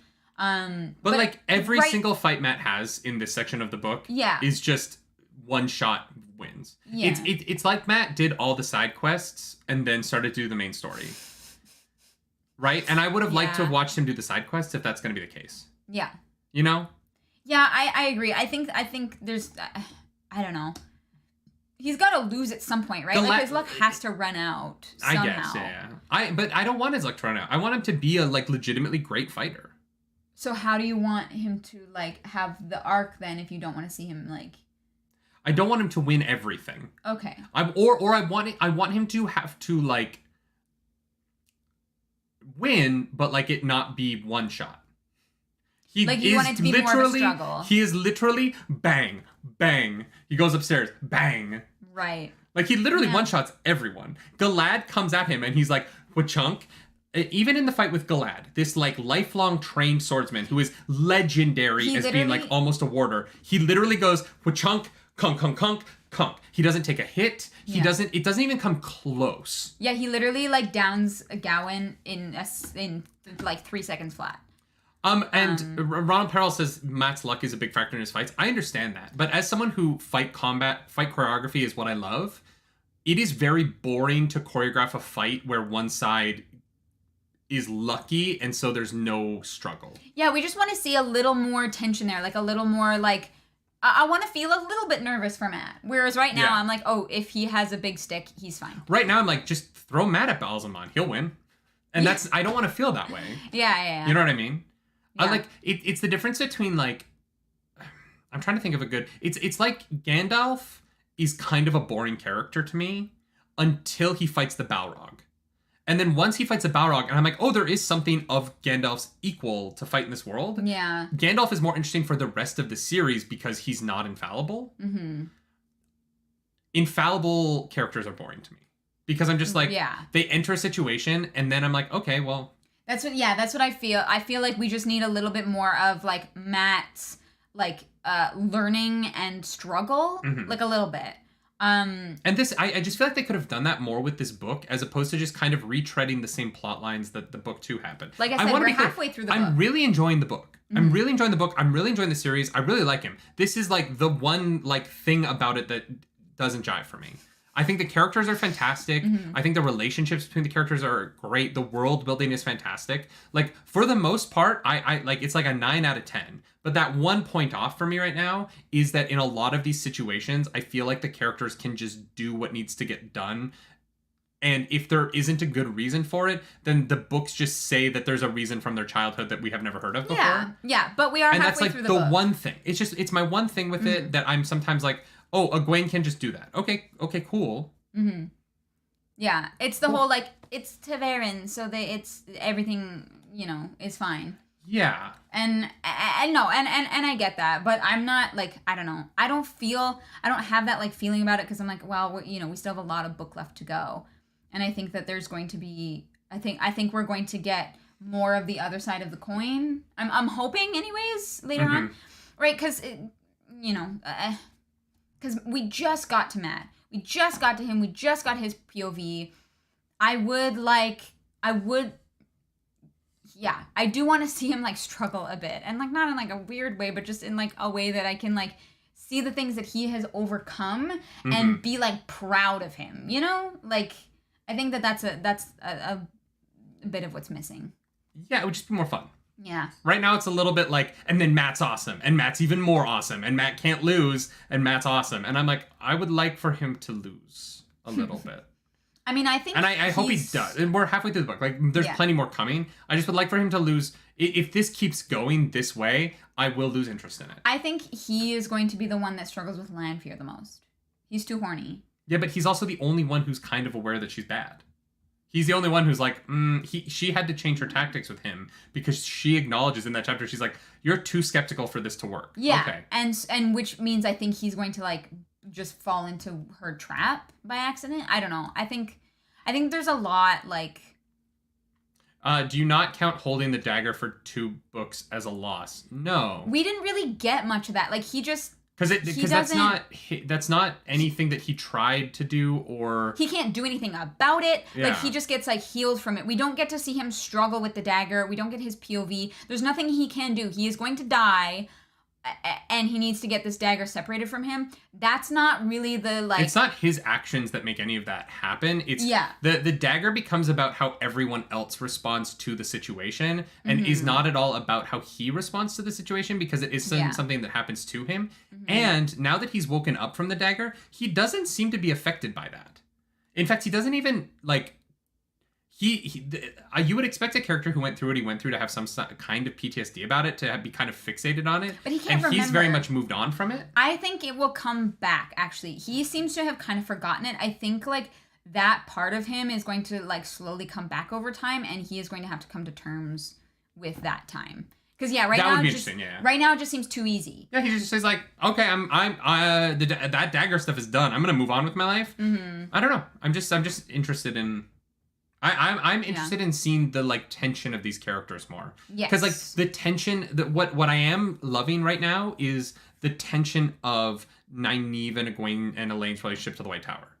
Yeah. Like, there is so much tension in that relationship. They are going into a situation where they're going up against 13 fully trained Aes Sedai. Like, they are going into a situation where I'm like, I don't know that they can win that. I know, obviously, they will. It's a book series, right? At the end of the day, 12 books from now, the light is going to win somehow, right? But like in the short term, there is tension in where they're headed. Yeah. In a way that like Matt's the heirs has been let out of Matt's storyline a little bit for me. Yeah. I'm not worried for him at all. Yeah. With and I think the biggest problem is he comes in kind of like halfway through this section. We've had a couple of chapters and he has to get out of Tarvalon. Yeah. And I think that Robert Jordan was like, okay, we're going to get him on the path to where he needs to go. And then we'll really like dig in to all the good stuff. Because he has a journey ahead of him. Speaking of digging into the good stuff, Smut Corner. It's time to talk about some smut. Where would you add smut to this very smut-filled chapter? There's so many good ones that are like already there. I mean, the 3 ladies in bed. I know. I don't want to be alone tonight. I don't want to be alone. Oh my god. I'm like, you know what? All right, I'm into it. Like, Alistair, are you asking if we're brother and sister? we look so much alike. We actually don't really look anything alike. I'd never noticed that before. We have very different European features. Yeah. I am a mutt. No, we're married. Mm-hmm. That would be illegal. And also gross. I love my sisters, but like not like that. They're not even like biologically my sisters, and I still feel the same way about it. It's like, no, thank you. Smut Corner would the ladies the latest one is like kind of obvious. Do you have yours? Do you have your like gold star? Oh, I think that like Celine and Matt when she walks in on him naked. You know what I mean? Like I just think it's like Yeah. Yeah. Also, I think that like Tom and the 2 ladies. Okay, that was what I was Mm-hmm. Oh, Elena and Shariam. Alana, when she's like, I want you to spank me. And Shariam's like, all right, let's go. That was the one. I was like, there was a moment. There was a moment. Yes. I think that Alana is into spanking and that Shariam is also into spanking. And that's why Alana really wanted to be punished so badly. Harvey O'Hare says, are you packing or something? What's the secret considering you're a 2 out of 10 and she's a 5? I'm 6'4", so I'm just naturally more attractive to women. God damn it. You got it. It's the tall man. You're the Rand. Yeah. You are Ta'Veren. I'm Ta'Veren. Wow, what a great comment, Harvey. I hope you have a great day. I mean, there's... I'm going to help. If anyone's curious about how I ended up with this very attractive woman, there's this thing where if you treat women with respect, they like it. And then you get to spend time with them because they like that you respect them. It's this really shocking aspect of humanity where if you just show the people around you the respect that they deserve just because they're a human, they will tolerate your presence more and more. And then eventually, if you're kind and you vibe right. No, actually, he gifted me 20 subs on Twitch. And so I was like, hey, it's time. Put a ring on it. You know what I mean? Like, that's actually how it happened. Man, you're very attractive. Whatever. I think you're very attractive. I'm so hurt. my poor ego. Whatever will I do? I know. We're probably gonna go cry about it now. Oh my god, someone said that like I'm a 2. Darn. However, will I recover? Okay, yeah, my smut corner, my favorite one has to be Alana and Shariam. I know Alana like really likes men, but I think Alana also is just down for whatever. She just seems very, very horny. Methany says your reaction to Glad is exactly like those in the books. Women drool, men too pretty. I am bisexual, so if Glad wasn't a tool, I would probably think he's hot. But he's just a tool. Like, I would never want to have sex with him. I'm worried he'd be boring. Yeah. He'd be like, this is the right way to do things. And I'd be like... Yeah, that is a one position Andy. Yeah, you know what I mean? And like, and it might be fun maybe once, but like, it's not really worth the time for it, you know? I have a friend, I have 2 friends. They're both my friends in this situation. But he is a physical trainer, and she's also very hot. And she was like, he wants to sleep with me. And I've never had sex with someone with abs that good. So I think I'm going to try it. And so we talked the next day. And she was like, I was like, oh, is it great? Like, he's in such good shape. And she was like, it felt like he was personal training me during sex. And I was like, I don't know what that means. And she was like, no, literally, he would be like explaining like the motions as we were going. No. And I was like, I am so sorry. That is Galad. And that then is 100% Galad. Yeah, it's Galad. And then I had to have drinks with him the next night. And I was like, trying so hard not to be like, so the weather. So when you are in bed with a woman, I hope neither of them see this. Because they will both know who I'm talking about. You didn't name them. It's fine. Oh, but they will both know I'm talking about them. Yeah, it's fine. Nobody else knows. They're both very wealthy right now. They're fine. They're good. They are far more successful than I am. So high low and get out of here. This is the longest episode yet. Oh, wow. I'm so Almost sorry. 3 hours. For those of you who don't know, we end our show with high low. My family used to do this around the dinner table where we would commiserate over our lows and celebrate each other's highs every day. So the way we do this is she's going to do her high, I'm going to do my low, she'll do her low, and then I'll do my high. It's a compliment sandwich because we like these books. Yeah, I think my high... I feel like this is kind of just like the obvious one, but again, my high is the accepted trial. Mm-hmm. They're just so well written. Like, Robert Jordan really knows how to, like, torture his characters and give us so much cool information to digest. And it's not, like, facts. It's, like, a possible, like, could be or, like, metaphors for things. Yeah. There's so much in that chapter. I absolutely love that whole section. That is definitely my high. And feel free to, like, you guys share yours as well, for sure. Yeah. My low is I just wish that this was spread out over a little bit longer period of time. You're low. Okay. I wish that this is I like the same events. They had been like a month. I like the events. I wish it was over 2 months at the instead tower. of 10 days. Yeah, I agree. I would love to see more of the like training stuff. Even if you didn't see anything different, just literally like have in there that a month passes. And then the accepted trial, and then a month passes, and then they leave. Well, no, I think the accepted trial has to happen right away. Like, that I understand. Mm-hmm. But everything else, the like breadcrumb trail, yeah. My low, and like, this is because it was confusing for me, but I think it was meant to be confusing. Yeah. Was the kind of like haze that Matt went through for the gambling stuff. I think it's intentional. Oh, I like that a lot, actually. But I every time it's written as though it's supposed to be a bit of a struggle to understand, I like actually struggle with it, and I don't enjoy that. And so it's not like it's a super low. I'm not mad about it, but it just is the one thing that stood out to me where I was reading it. I was like, okay, wait, I think I have to like reread this, or maybe I'm not understanding things.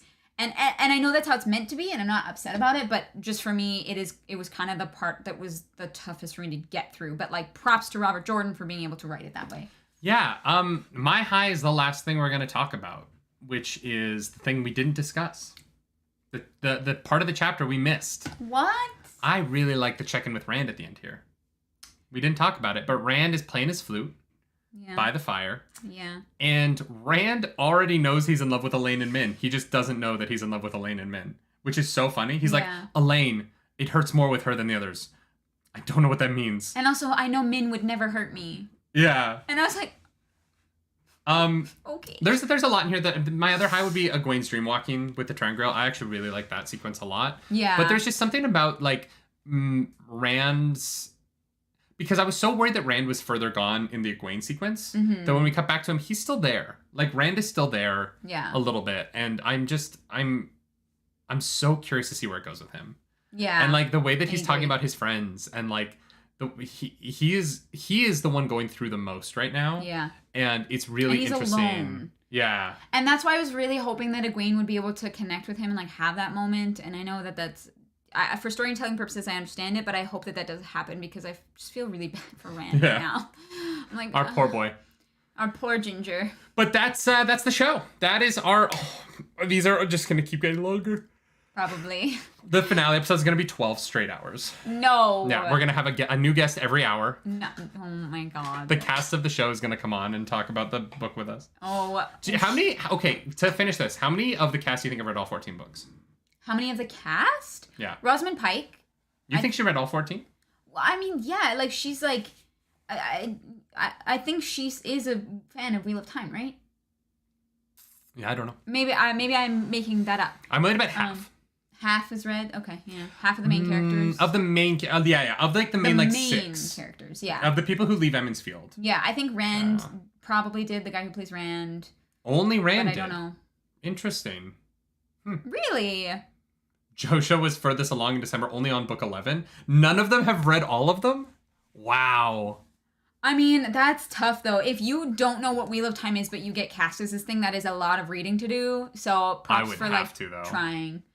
Yeah, I would. Although you probably wouldn't have time, right? That's the thing. You'd be so busy. Like, I'm sure they're trying, but... You would have to find people who've already read it. Yeah. All right, y'all. That was our show. Thank you so much for joining us. This was a great, wonderful day. Thank you so much to our mods. Yes, you guys are the best. Don't know what we'd do without you. Yeah. You keep us somewhat spoiler-free. They didn't want spoilers. That's not how acting works. No, yeah, that's not. Get spoiled kind of by the... That's the nature of the job. Although there are actors who don't want to know, so that they're not playing the end of their characters. I get that. Come join the Discord. Dakuna just dropped that link. Come join us. We're going to be around the internet. We'll have some other videos going up this weekend. I think we're going to do a Legends of Vox Machina review finally. Yeah, we finally finished that. So, no, we did not. We still have 4 episodes. What? No, that was the end. No. It didn't play the next episode. No, I stopped it. We still have... Oh, I thought that... I was like, we did it! We have some more episodes to watch. But... Yeah, we're also... Oh, there was another video we were going to make. We're making content, so make sure you're subscribed. Yeah. Yeah, check out that Discord link. Don't forget, we are sponsored by HelloFresh, so if you do live in the USA and you would like to maybe support us and also get food and also free food because you get 16 free meals, you can use our code for that. Yes. Yeah. And also, y'all, we will have a Halo video up eventually. We haven't seen it yet. So. No, we have to still watch Halo. You just said HelloFresh, right? Yeah. That's US only. Yeah, that's what I said. Okay, I just want to make sure. Yeah. Like, yeah, you are in the USA. And please go click that link because we'd like to pay our rent. And HelloFresh is awesome. The food's great. We're gonna have HelloFresh for dinner. I might go make some HelloFresh for lunch because we have a spicy meal that she can't eat. That's true. We can have it, so. And yeah, with that, my name's Nerdy. And I'm Clara. Follow us on the internet at Nerdy Nightly. At Claris Polaris. And that was the Nerdy Wordy Book Club, episode 12. Y'all. Thanks for being here. Yeah. I mean, they have to be here. We're Taviran. They're led into our web. Oh, are they all gonna get married? I hope not. I don't have the money to fly to all your weddings. A lot of weddings.